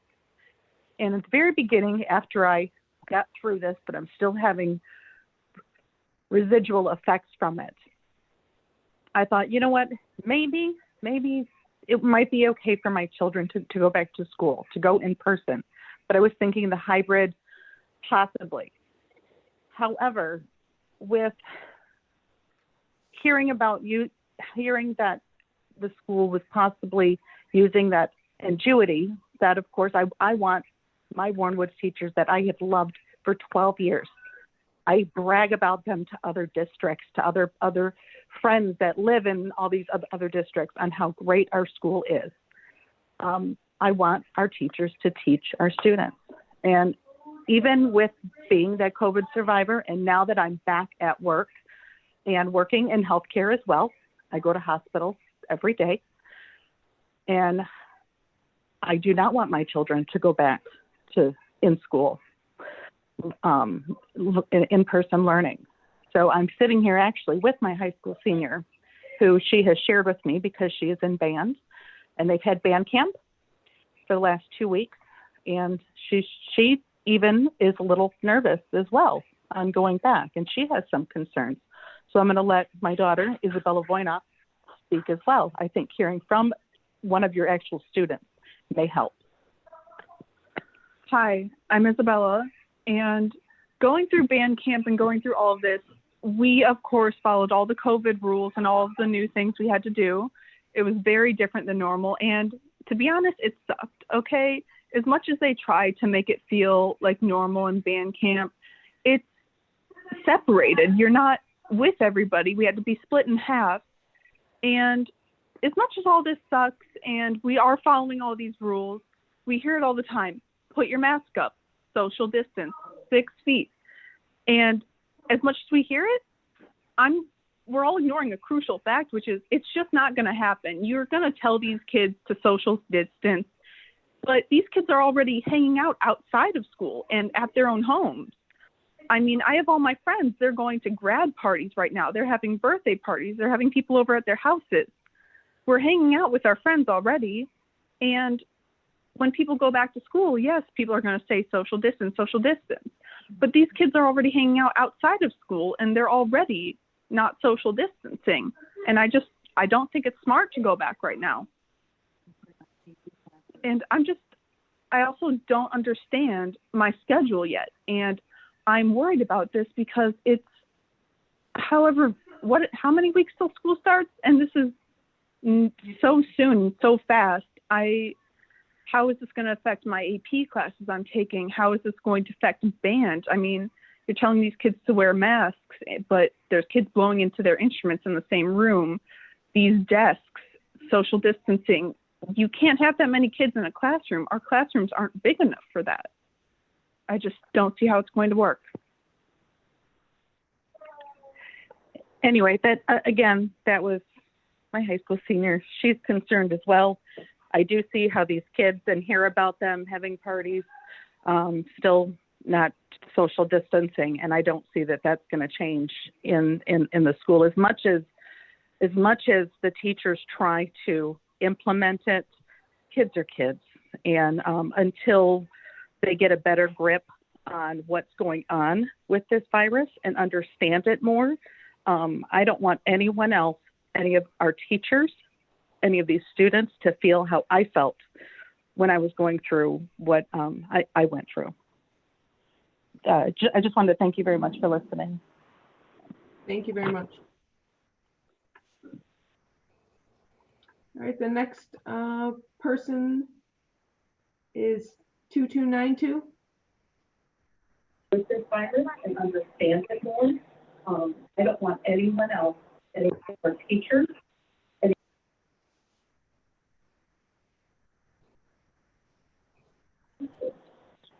2292. Hello.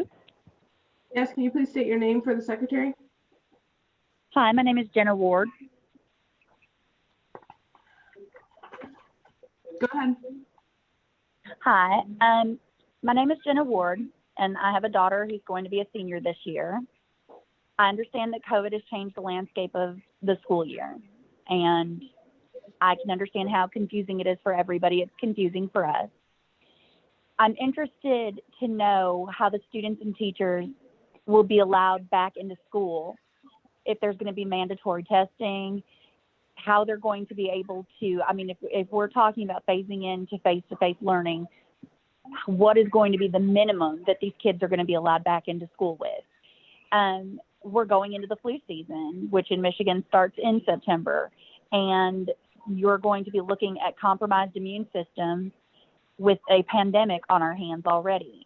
So what's going to happen when we can't even keep the flu out of our schools, which is normal, but now we have this other issue to compound it? I just need to know what they're going to plan on doing for safety precautions like that. When school was announced, we heard back at the beginning of July that it would be returning for August 31st. And I'm not understanding why there wasn't a plan already being put into action. We have heard, that this has been ongoing, but we know that to not be correct now. We know that this plan has actually been put together in the last week to maybe 2 weeks without the consultation of a lot of very important people, that being our teachers. And I can't quite understand how we would be able to put a proposition together without the people who are so instrumental in getting through this school year. I found it very difficult to understand why there hasn't been transparency with information from the board, such as phone numbers and or emails to be able to contact the board directly.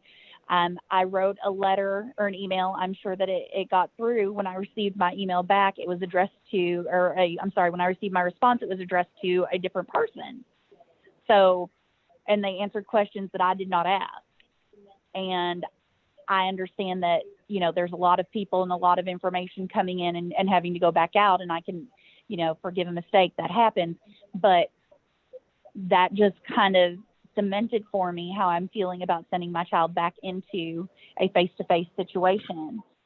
We moved out of district last year, and one of the things that we made sure was that we would be able to keep our daughter in Warren Woods Tower because of the amazing teachers that we have had in contact with, the community and how much we love it and enjoy it. And we want to make sure that everybody is put back in a situation that will be beneficial and helpful for everyone. And we just want there to be a ending to this that will make sure it is in the best interest of all of the people, including our teachers as well as our students. I don't want to send my child back to a situation that could potentially be dangerous. I want to thank you for your time, and we're praying for everyone. Thank you very much.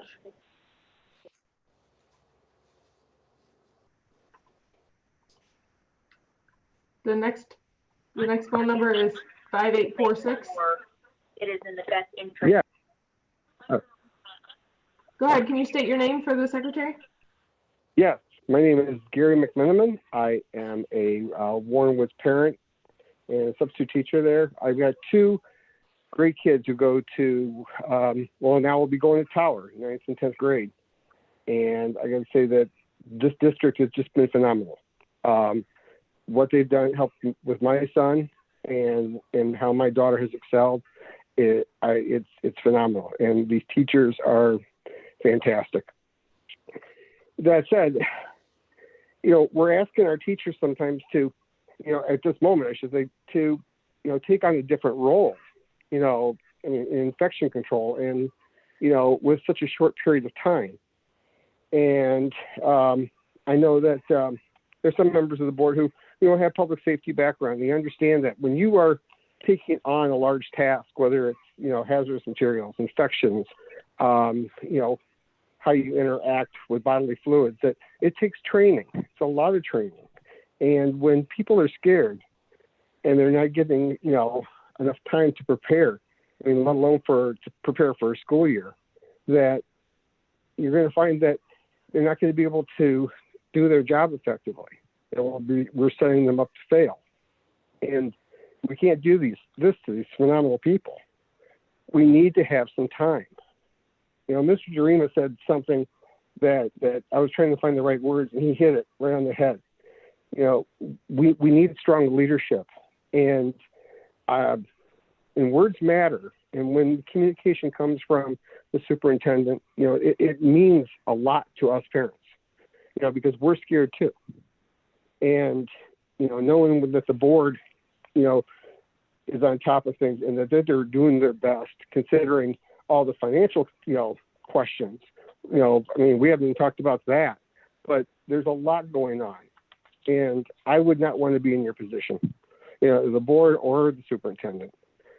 But it's just so important that we work together as a community, because we're looking at this right now. And I believe another woman mentioned that cases are going up. Just in the last month and a week, we've had I believe it's a 24% increase in the number of positive cases in Macomb County. This could virtually take off even more as school starts, as it has in many other parts of the country that tried to open school. We need to do this right, and we need to do it, in calm manners, so that we can, make sure that everybody gets what they, need to be able to do it effectively. It is time to delay this.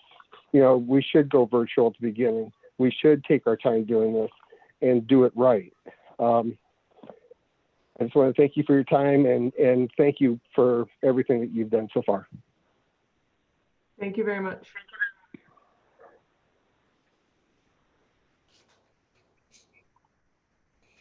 The next phone number is 3429.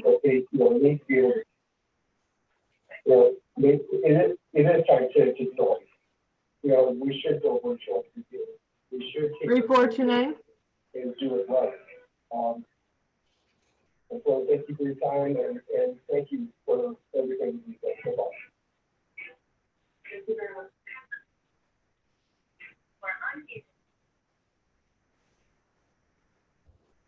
The next phone number is 3429. Can you hear me? 3429.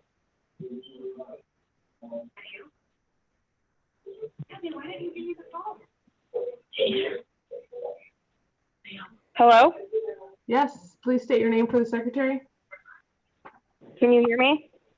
Yes, we can. Please state your name.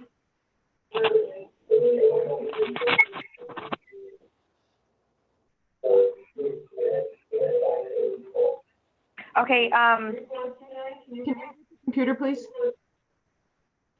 yeah, I turned it. Can you hear me? Yes. Okay. This is Marie DeLeo. Hello, can you hear me? Yes, but there's a lot of noise in the background. Yeah, please state your name. Okay. This is Marie DeLeo. I have a student at Briarwood, and I also have a student in the middle school. First of all, I'd like to thank our teachers for coming together on such short notice for our kids and doing the best that they possibly can to get a plan out. We truly do have the very, very best teachers. As a very active and involved parent in the district, I would like the board to know how disappointed I am in the apparent lack of effort, time, and thought that went into our back-to-school draft we received on July 31st. I fully understand that this is a very fluid situation. However, this is also a very emotional, difficult situation for parents to be in right now when the health and safety of our children is in question. We look to our leaders, our administration, and our board members to guide us, to be our voice, and to think of our children as you would your own. I will ask you this: would you feel safe and secure sending your child to school with the information in the draft that was sent to us? Say you chose virtual. Would you feel okay having your child attend a class that could be Warren Woods teachers or Edgenuity teachers based on course or content? Then after reading that, you realize if we do choose virtual and decide to come back to school, students will have the opportunity to return to in-person instruction at the semester break, provided classroom space is available. My home is in this district. What does that mean for my children? We pay taxes to this district. This is our home school. If space is not available, where do I send them? If you read my letter and email that I requested to be forwarded to this board, you are well aware of the many other important questions that I have. I found it extremely peculiar that when wanting to reach out to the board, I was not given contact information and was told by the superintendent secretary that she did not have it and that any correspondence to the board needed to be sent to our superintendent and she would in turn forward it to the board. This brings me to the question, why our elected officials are so difficult to reach. It was impossible to reach my elected official without going through a third party. I do see that an email address has been placed on the website since I sent my letter, which is a good thing, but I'm not done with this topic. We'll visit this on another day. I just want to say as a parent, I am my child's biggest advocate. If something is not right and I feel it will have an impact on my children, I will speak up. So am I wrong to be concerned? Am I wrong to ask questions? Why can't these questions be answered without finger pointing? Without accusing parents or other stakeholders of spreading misinformation? You have an obligation to protect students, parents, and staff. I do not feel protected. In certain comments that were made in correspondence, I feel attacked for sticking up for my children. We cannot operate in fear and expect us to trust that you're going to take care of things. I know I sound redundant, but I want to make sure I'm heard. I want our Warren Woods teachers an integral part of this back to school plan. I want our teachers teaching our children. I want transparent communication during the process. I'm demanding an extremely detailed plan for return to learning, whatever that may look like. I want to know what my child's day is going to look like as soon as he walks through those building doors. Lastly, I'm going to leave you with this question. If things were running smoothly all spring or summer, people were working together, and those people were communicating often in regards to the plan, why is there such an extreme sense of miscommunication?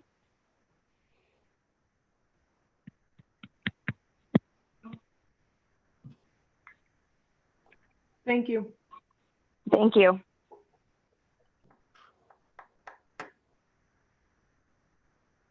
If things were running smoothly all spring or summer. The next phone number is 3151. Yes, that's me. Can you state your name for the secretary, please? My name is Sherry Zwing. Can you spell your last name? Z-W-E-N-G. Thank you. First of all, I would just like to say I am a parent of two Warren Woods students, one who's a graduate, one who will be a junior in the high school. We have had nothing but utmost respect and amazing for the staff, the coaches, everyone that we've come in contact with through our time here in Warren Woods. I'd also like to say I'm a teacher in another school district. And I just have a couple of comments. As I've been listening to other people speak and what they've had to say, I have been a part of my MyStart committee in my district, which has over 180 members, including staff, parapros, custodians, secretaries, bus drivers. Every member had an opportunity to be on our MyStart committee. We started in the middle of July. We've broken up into subcommittees and various committees to get the job done. I'm very fortunate that I work in this district. We have gotten an email today that has offered childcare as an option for some teachers that want to that have wanted to come face to face or virtual. I guess my question is, I'm looking at your numbers. You said you had roughly 42% want to come back as face-to-face, 42% want to do virtual learning. That's 85%. I'm curious if the parents didn't respond to that survey, or was that just the number that you have? Because that's 15% who haven't made a decision yet. I've heard people say that maybe we should wait, maybe we should wait, maybe we should wait. My district does not start until after Labor Day. I think this is probably the first year in the 29 years that I have been a teacher that I'm like, yes, we're finally we're having a late start. Maybe we can get things under control. Maybe Macomb County won't be a hot spot come September 7th. And my other question that I had for you is, you have phenomenal teachers. You have amazing teachers. They give 110%. And some of them my children have had who've spoken here tonight. And they are amazing. And I guess when I received, as a parent, not as a teacher, I received your letter last week explaining the difference between Ingenuity and the Warrenwood staff. I understand going back what my job is going to be like teaching synchronously, and asynchronously when I've got kids that are going to be home and I've got kids that are virtual. I'm going to have kids that might be doing hybrid or face-to-face. It's going to be quite an undertaking, but I'm willing to do it because they're my kids and I want to be back with my kids. And I think every teacher wants that. I really, truly, truly do. But what I'm listening to, I was all set, literally, and you can look at my surveys because I've signed my name to everything. I was literally ready to send my son face to face. We've done every precaution. We've done everything that we've been told to do, everything. And he even said, I could go virtual, Mom. I can do this. And I'm like, I do, but I still think you need the face-to-face instruction, which they all do. All of the children truly do need that. And after listening to all of this plan doesn't seem to me personally, and I'm comparing it with my district's plan.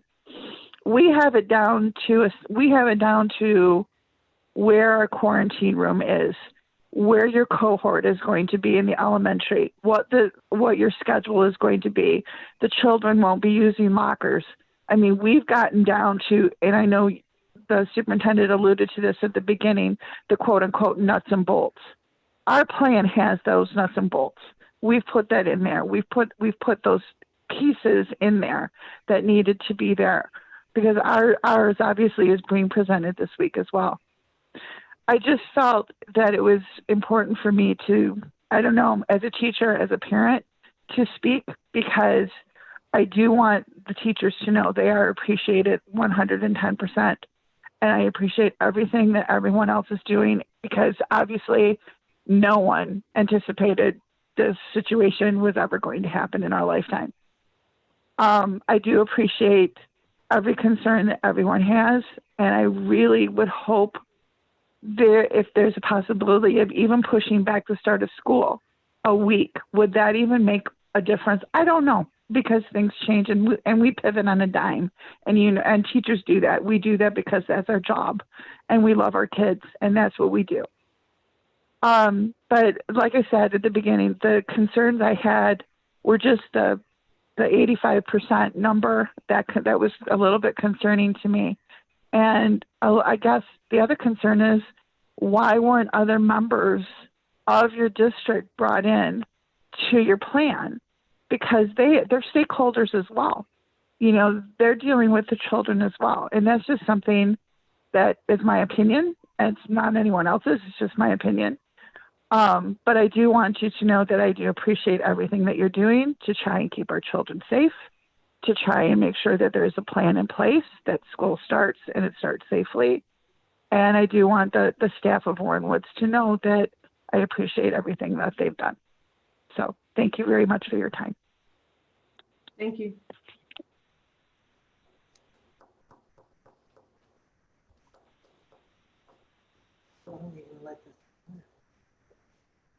All right, 0901.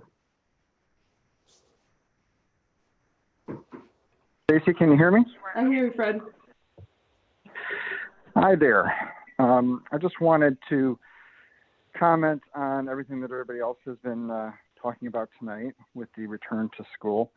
My name is Fred Huebner. I'm a proud parent of a sophomore at Warrenwoods Tower High School. I also sent some emails and I made some phone calls with Stacy, and I wanted the board to know that I had been communicating with her in regards to some of these issues. I don't know if all of those were passed on, but I wanted you to be aware that I had been in the administration. For our child, our home has decided to go with the virtual option for the safety of our family members due to having some high-risk individuals in our home. We're curious to know what software is going to be used for all the different classes. The Zoom option from the spring was horrible. We prefer a software that presented more like an online classroom. I'm confused about the percentage of full online students that the parents selected in the survey, because what was shown on the screen indicated partial online. I'm not sure exactly what percentage we're seeking out full online versus a partial online experience or a more online experience.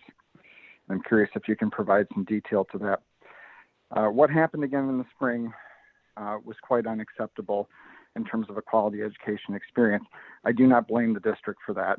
I think that everybody was suffering through an emergency crisis, but now we've had some time. That shouldn't be repeated. We do need all of these online classes to be taught by Warren Woods Public Schools teachers at a bare minimum.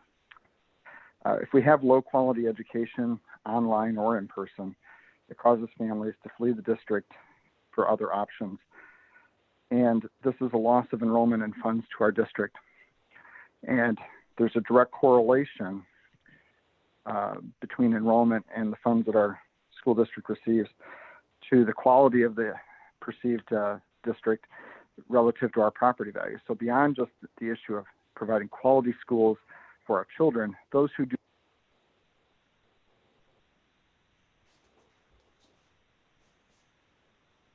Brad, we can't hear you.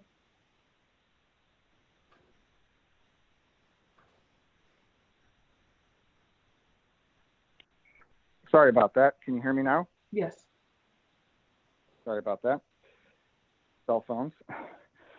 But all of our residents, all of our voters, all of the folks within our district, whether they have children in the schools or not, need to be concerned about the quality of our education and the quality of our schools, because there's a direct correlation to our property values. And so while I have children in the school and I'm deeply concerned about that, I want all of our residents to be concerned.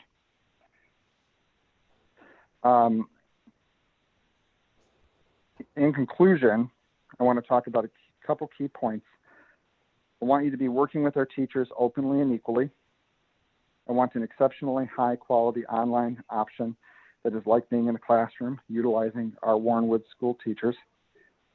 I want a safe in-person option available to those who desire it, so they do not flee our district for other areas, causing our district to lose funding, if that is possible. If you can offer a hybrid option that is safe for the teachers and the students. And transparency matters a lot, and you have not done a good job on this up to this point. Meetings posted need to be posted as far ahead as possible. Minutes need to be posted, not just agendas. Board emails needs to be direct. I know that you recently posted that. That's a good addition. Online videos of these meetings need to stay posted.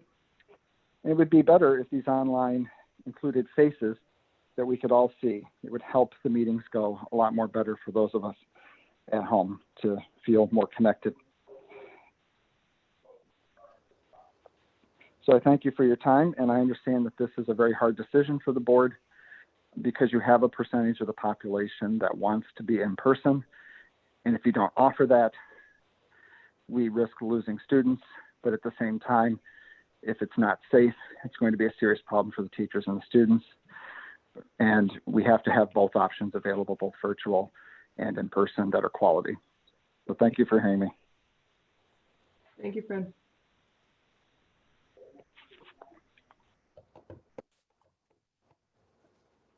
The next phone number is 0528.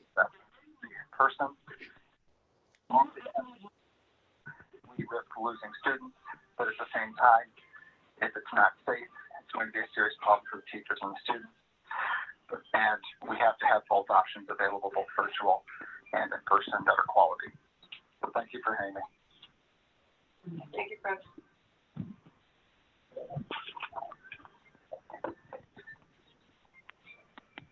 The next phone number is 0528. Person. Hello, can you hear me? Yes, can you mute your computer and state your name? Yeah. Name is Nick Gerace, and for those of you who know me, I have 3 children that will be seniors in the fall here. My daughter Kayla just dropped out of IAM to go to Tower so she could have a normal life. My son Dominic was like the fastest swimmer on the team in his freshman year, and he had to get surgery on his legs, and he's just now getting back in form. And my daughter Samantha is looking to have a strong band season so she can hopefully apply to some great music colleges. So senior year for my 3 kids was going to be big. Dominic getting back in form, Kayla making a big decision so she can do things, and Samantha with a lot of great band accolades and continuing that. So there's no reason in the world as a parent that I wouldn't want my kids to have this senior year as absolutely normal as possible. Now, that said, I'm also aware of what COVID is and what it does to people, and regardless of what anybody says, I've never been so connected to so many people who have died from the flu or anything. This COVID is real, and I believe it. So I do not envy the position that you all are in essentially trying to make a plan for a moving target here. The one thing I know that I'll say that I want badly is looking into the, what you call the edgenuity, is that how it's said? When I looked into that, I know for a fact I do not want my kids learning through that program. And the takeaway I would ask you to listen to me here is I want Warren Woods Tower teachers teaching my children. They are, in my eyes, the best. They've created relationships with them, and they really do a fabulous job. My kids trust them. The only thing I wonder about is we started virtual. I know there's some kids that cannot do that. They're not set up that way. And let's be honest, there are some home lives that just won't allow a conducive learning environment like that. And I wonder sometimes if you could do a few kids in a class where it's easier to control the social distancing and do virtual right from the classroom for those who just can't possibly do it at home. And that's just a suggestion I'm thinking as I listen to all this. But overall, my point is I do want Warren Woods Tower teachers teaching my students. And as much as I would love for them to have the senior year that we're dying for them to have, I step back with my thoughts and wonder, really, as much as I want that, if virtual is really not the way to go. Because right now, for safety's sake, as a parent, I believe that to be the case. So thank you very much. Thank you, Mr. Drace.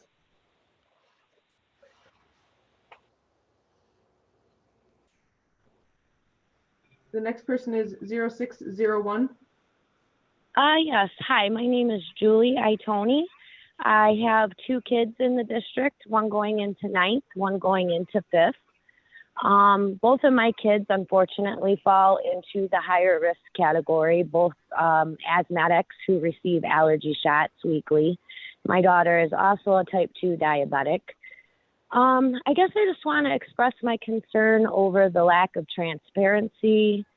I find it very disheartening that, our kids have been out since March.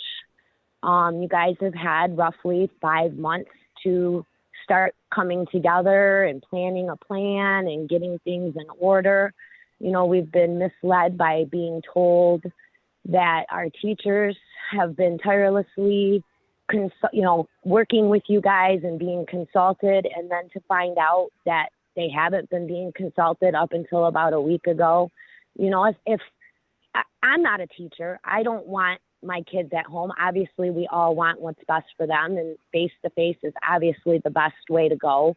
But knowing what I know now and what's been going on as far as planning and getting procedures put in place, I would definitely not consider sending them face-to-face right now. I'm amazed at the lack of what hasn't been being done. And I understand this is a very tough situation. Nobody knows from day to day what's going on. You know, we can do this one day, we can't do this the next day. As a parent of asthmatics, my kids couldn't be in a class setting without masks, but they can't be in a class setting for 8 hours with masks. Their asthma would never allow it. As far as the virtual hybrid, it's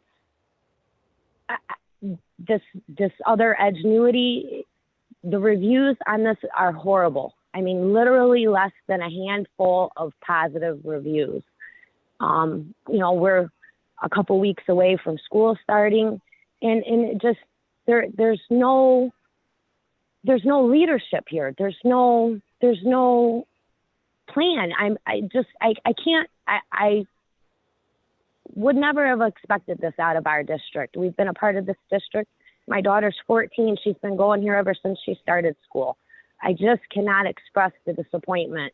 Once we all started coming together and hearing what's been going on, and the lack of transparency, the deceit of, we've been consulting with our teachers, and to find out that you guys have not done that is so disheartening. And we're expected to send our kids into the classroom at the end of the month.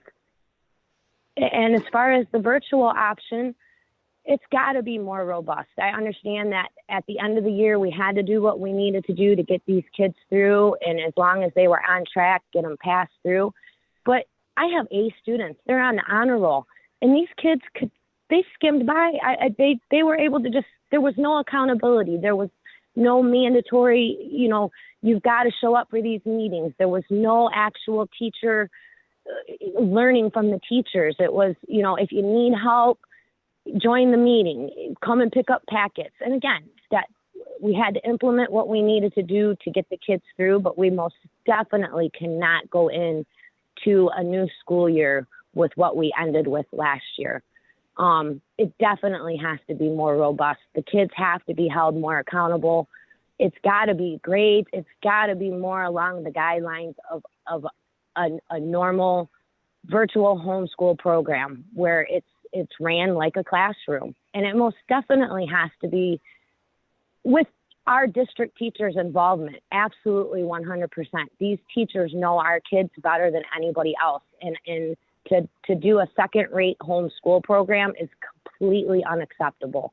And that's just the tip of the iceberg of some of my questions and issues with all of this. And I most definitely, after hearing comments tonight on this board meeting, do not feel that our district is ready to proceed ahead with school on August 31st. And I just wanted to express some of my concerns tonight. And I thank you for your time. Thank you. And now we have 7558. Hello. Hello, can you please state your name for the secretary? Yes, this is Amy McGrath.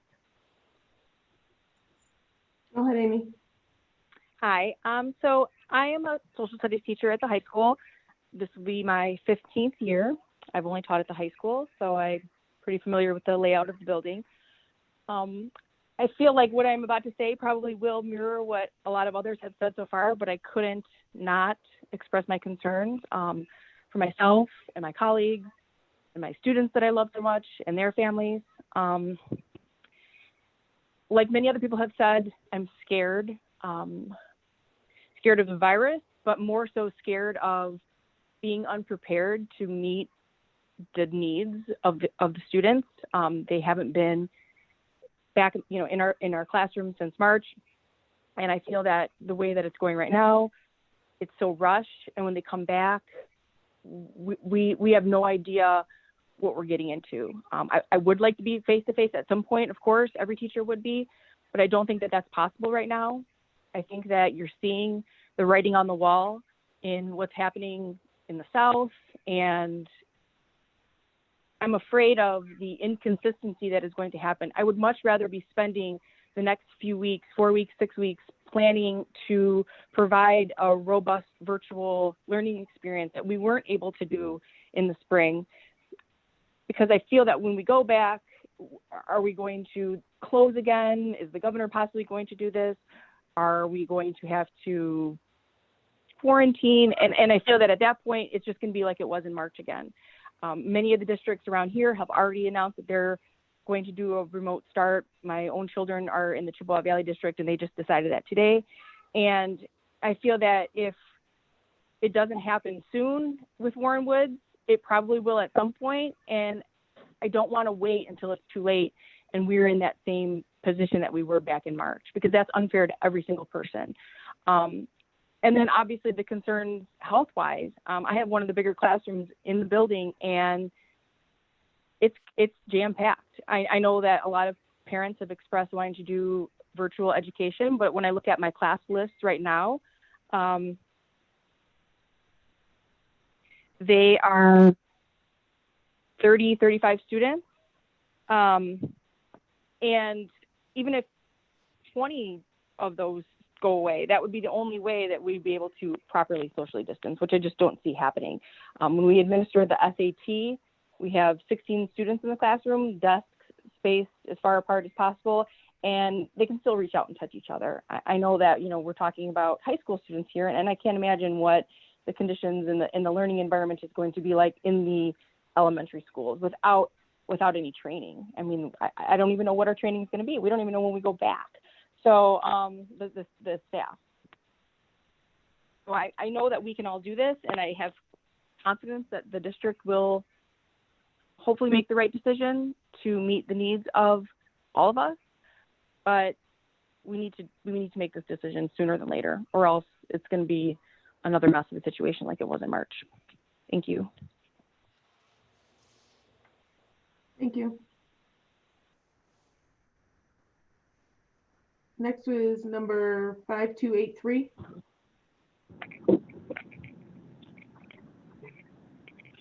Hello? Yes, please state your name. Hi, my name is Kate Walsey, and I am a teacher at Warren Woods Tower High School. I have been a teacher at our high school now for 16 years. And I wanted to call and speak about my thoughts and what has been happening. As a teacher at our high school, I have taught through the Sandy Hook shootings. I have taught through the Florida Stoneman Douglas shootings. And I was prepared, and we have done a lot of training for our students for those situations. I am more scared now to be a teacher than I ever have been.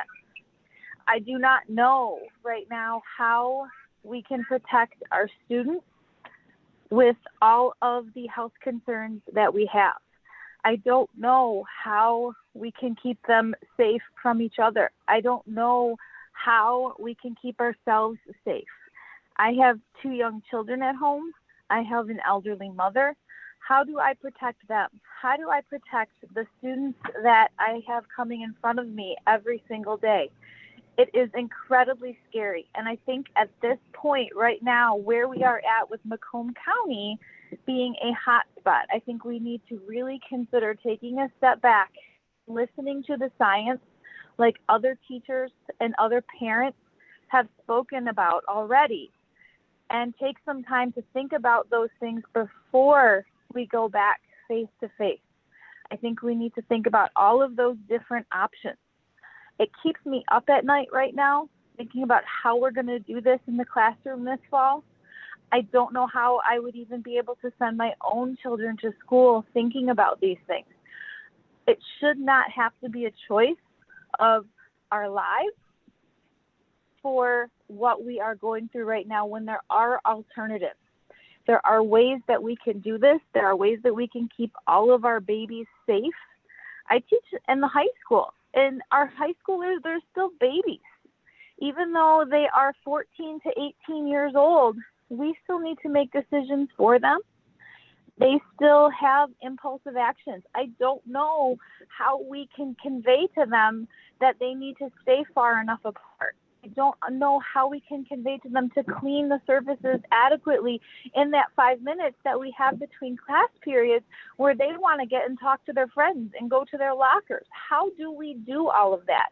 And I think until we have those answers, we need to take a step back and we need to consider that.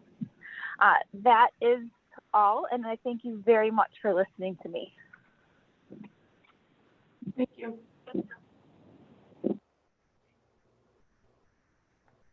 Next is 7915. Excuse me? 7915. Yes? Go ahead and state your name for the secretary, and please mute your computer.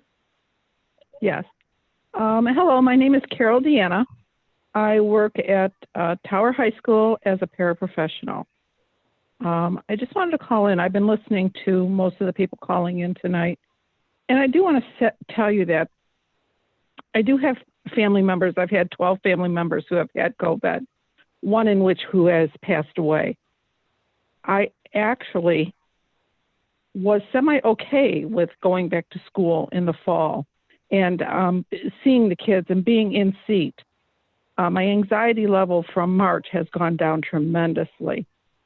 But I do have a really, really big problem with the social distancing.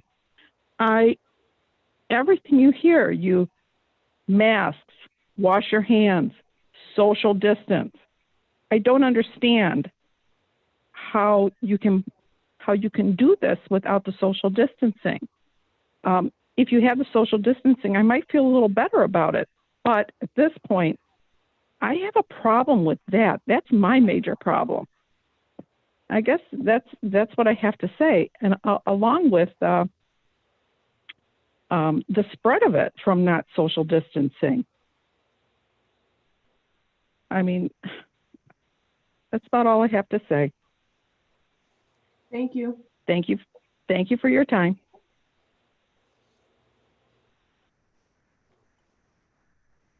And then next one is 8290. Hi. Hello? Hi. Can you state your name for the secretary, please? Rebecca Lundgren. Go ahead.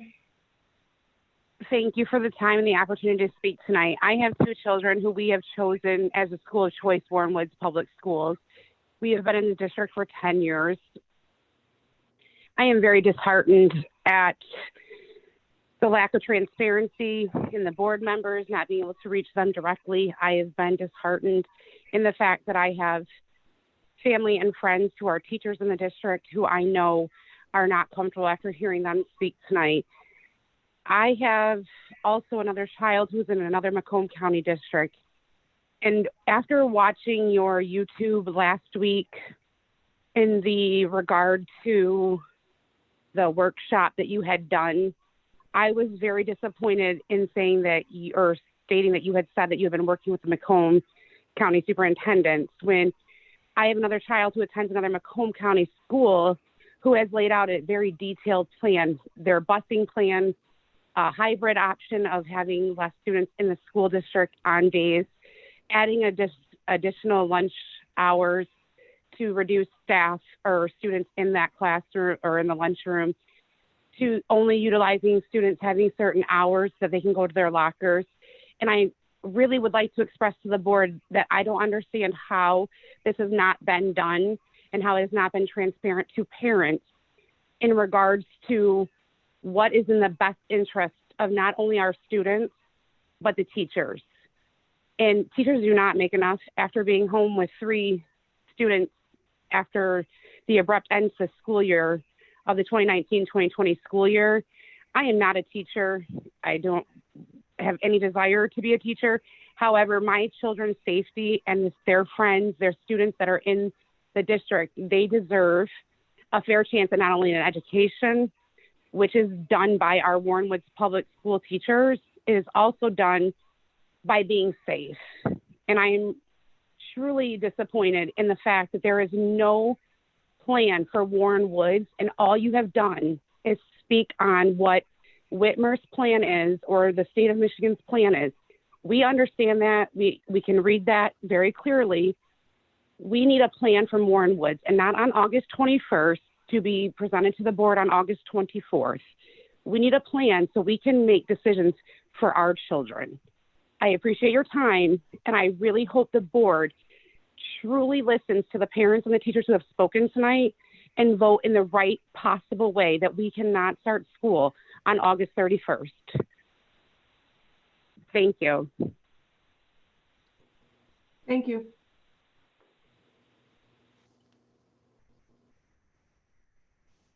Mr. Green, that's all that's in the queue. Okay.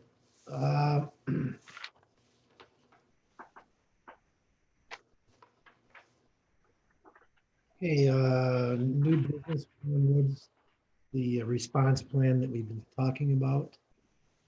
Ms. Denowith.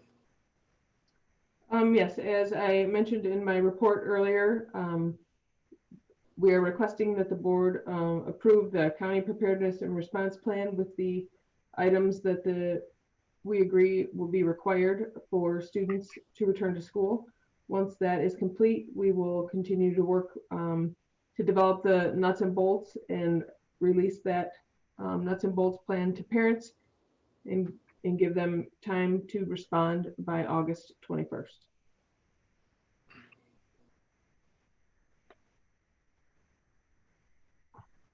Okay, I'll entertain a motion.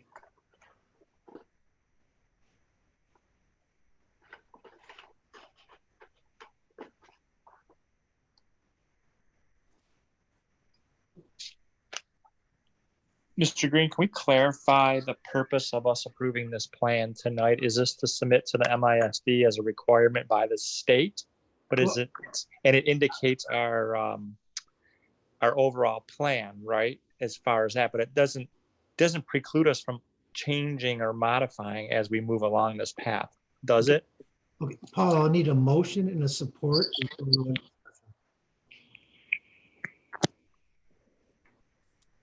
So we can make a motion. And then support, and then we'll have discussion. Sure. All right, so I'll make a motion. And Fitzpatrick will support. Motion by Zanetti. Support by Fitzpatrick. Okay, okay, let's go. Any questions? So just leading back to my original question then. So this is a plan. This is an outline. This is the framework of how we want to operate, whether depending on the phases as required by the state in conjunction with the county. But again, this doesn't preclude us from making decisions beyond, and taking all the I guess feedback that we received tonight into consideration, which was all valuable, and we do appreciate it, and the board does recognize that. So just to let everybody online understand that. So I guess from that standpoint, the purpose of approving this plan is because we're required to. And then nowhere in this plan that I've read through it, right, that we, we're hard and fast to, it has to be one way or this way or the other way. It's just based on the phases and understanding what we are required to do. So I guess I'm going to leave it at that. I don't know if you can answer that, Stacy, or if I'm not direct enough, but just wanted to interject that before we vote. No, we can, if there were things that we wanted to change, for example, it says that K-5 students will not wear masks in the classroom if they remain with the same cohort. If we discuss in our instruction committee, that there's too many kids that go in and out for intervention or something like that, and perhaps that's not possible, and that our recommendation would be that the kids wear masks, we can definitely change all of those things. We just need to have this one plan presented to the ISD. We can then make modifications and post those modifications on our website. Does that answer your question? Yes, it does. So I mean, that's what that's what a plan is. A plan doesn't mean this is hard and fast. It's your framework to start to move along this path. And I guess, from the board standpoint, I've heard a lot of things about transparency and other issues this evening, which kind of concern me, obviously. But again, I don't know what to believe. You read a lot, you hear a lot. There's a lot of stuff out on media, social media, and everybody has their positions. But again, let's be clear. We are doing what's right for the student from both an education purpose and a safety purpose. So we've always done that. We will always continue to do that. I've been on the board for over a decade, as long as with the other board members longer. And that's always been what we've done. So, if we need to revisit this because of that huge amount of concern from the community, then by all means we will. So that's my position, I guess, on this right now. And the other board members, I would expect them to chime in with their opinions or their own questions. Thank you.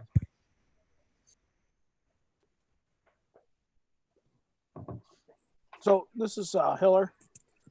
My question would be, after listening to everybody, there is a lot of concern about returning at all. If in your talks with your committees, these subcommittees, the decision to go virtual, like apparently Van Dyke and Chippewa Valley has decided today they're doing, would this plan would still apply? I guess is my question. Correct, because this is, this is details what we need to do in phases 1 through 3, phase 4 and phase 5. In the governor's plan, it says in phase 4 that you may return to in-person learning. It's not a shall return. Shall return is in phase 5. Okay. So, I mean, there's flexibility within what we are approving tonight. Correct. That flexibility lies within the subcommittees of the administration and the teachers. Correct. Okay, thank you.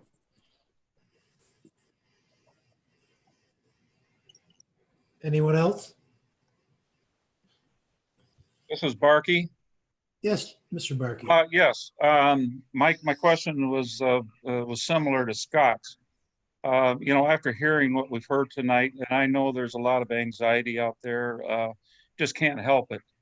And, I do appreciate all the teachers that are out there concerned about their classes and their preparations and so forth. But as long as we have the ability to, for example, to change and go virtual for a period of time until we further know what the outcome is going to be later in the year. And obviously we have to believe that there's probably going to be some changes in the next few weeks. As long as we have that ability to make that happen, I'm good with what we have.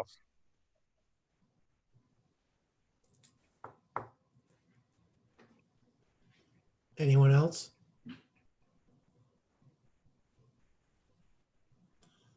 Okay, that's a motion by Zanetti, a support by Fitzpatrick. Mr. Zanetti. Mr. Zanetti, yes. Mr. Fitzpatrick. Fitzpatrick, yes. Ms. Walsh.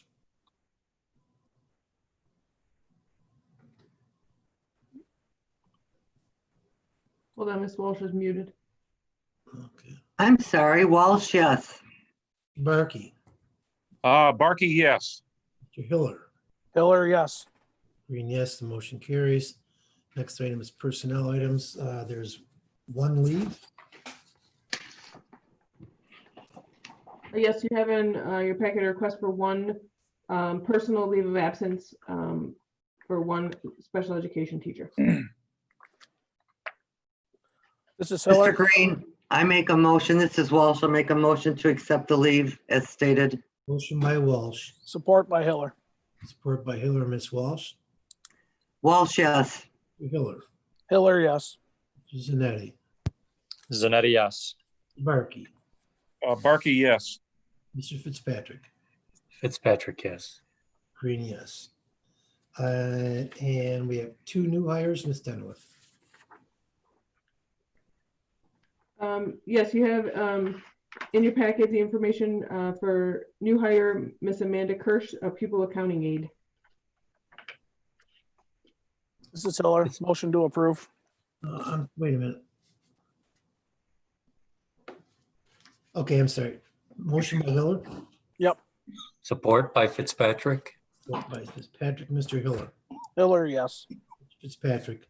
Fitzpatrick, yes. Ms. Walsh. Walsh, yes. Zanetti. Zanetti, yes. Barkey. Barkey, yes.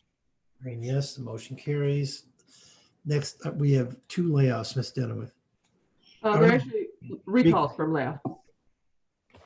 Sarah Hinkle, these are for childcare personnel. We're recalling Sarah Hinkle effective 7/29 and Samantha Cheney effective 8/10. Patrick makes a motion to accept the childcare layoff recalls. Hiller supports. Motion by Fitzpatrick, support by a lot of people. Kay was first. Support by Mr. Fitzpatrick.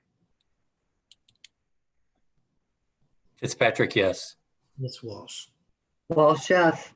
Mr. Zanetti. Zanetti, yes. Mr. Barkey. Barkey, yes. Mr. Hiller. Hiller, yes. Green, yes. The motion carries. And we are going to go into closed session. Correct, Ms. Denowith? Correct. Okay, I'll entertain a motion to go into closed session. Fitzpatrick Zanetti. makes a Like makes Fitzpatrick the motion. makes the motion to go into closed session. Zanetti supports. Motion by Fitzpatrick, support by Zanetti. Mr. Fitzpatrick. Fitzpatrick, yes. Mr. Zanetti. Zanetti, yes. Ms. Walsh. Walsh, yes. Barkey. Barkey, yes. Mr. Hiller. Hiller, yes. Green, yes. We are in closed session. There will be a pop-up on your screen to move to the breakout room. So if you could click join to go to the breakout room. Is there going to be food there? No.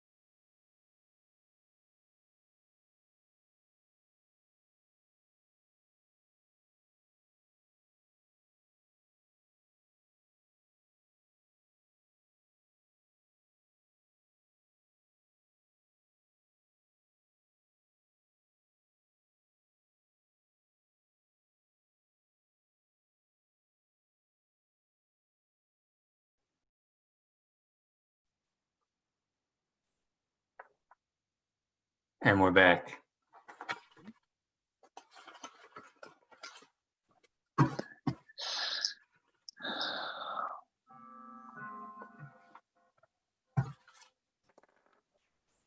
We have everyone. Oh, yes, we do.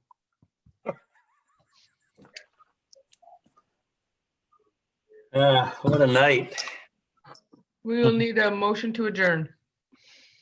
Walsh makes some, oh, go ahead, Barking. Are you sure? I'm positive. Okay, this is Barkey. I move that we adjourn this meeting. This is Walsh. I support that move. I think we may have lost Mr. Green. He said Mr. good night. Zanetti, can you do the roll call, please?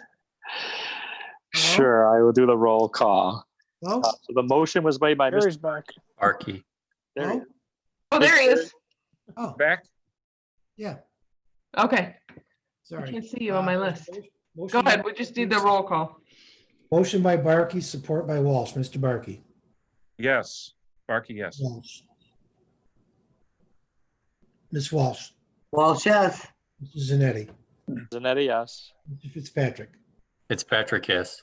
Mr. Hill. Hiller, yes. Green, yes. The motion carries. Thank you very much. Have a good evening. Everybody. Thanks, you guys.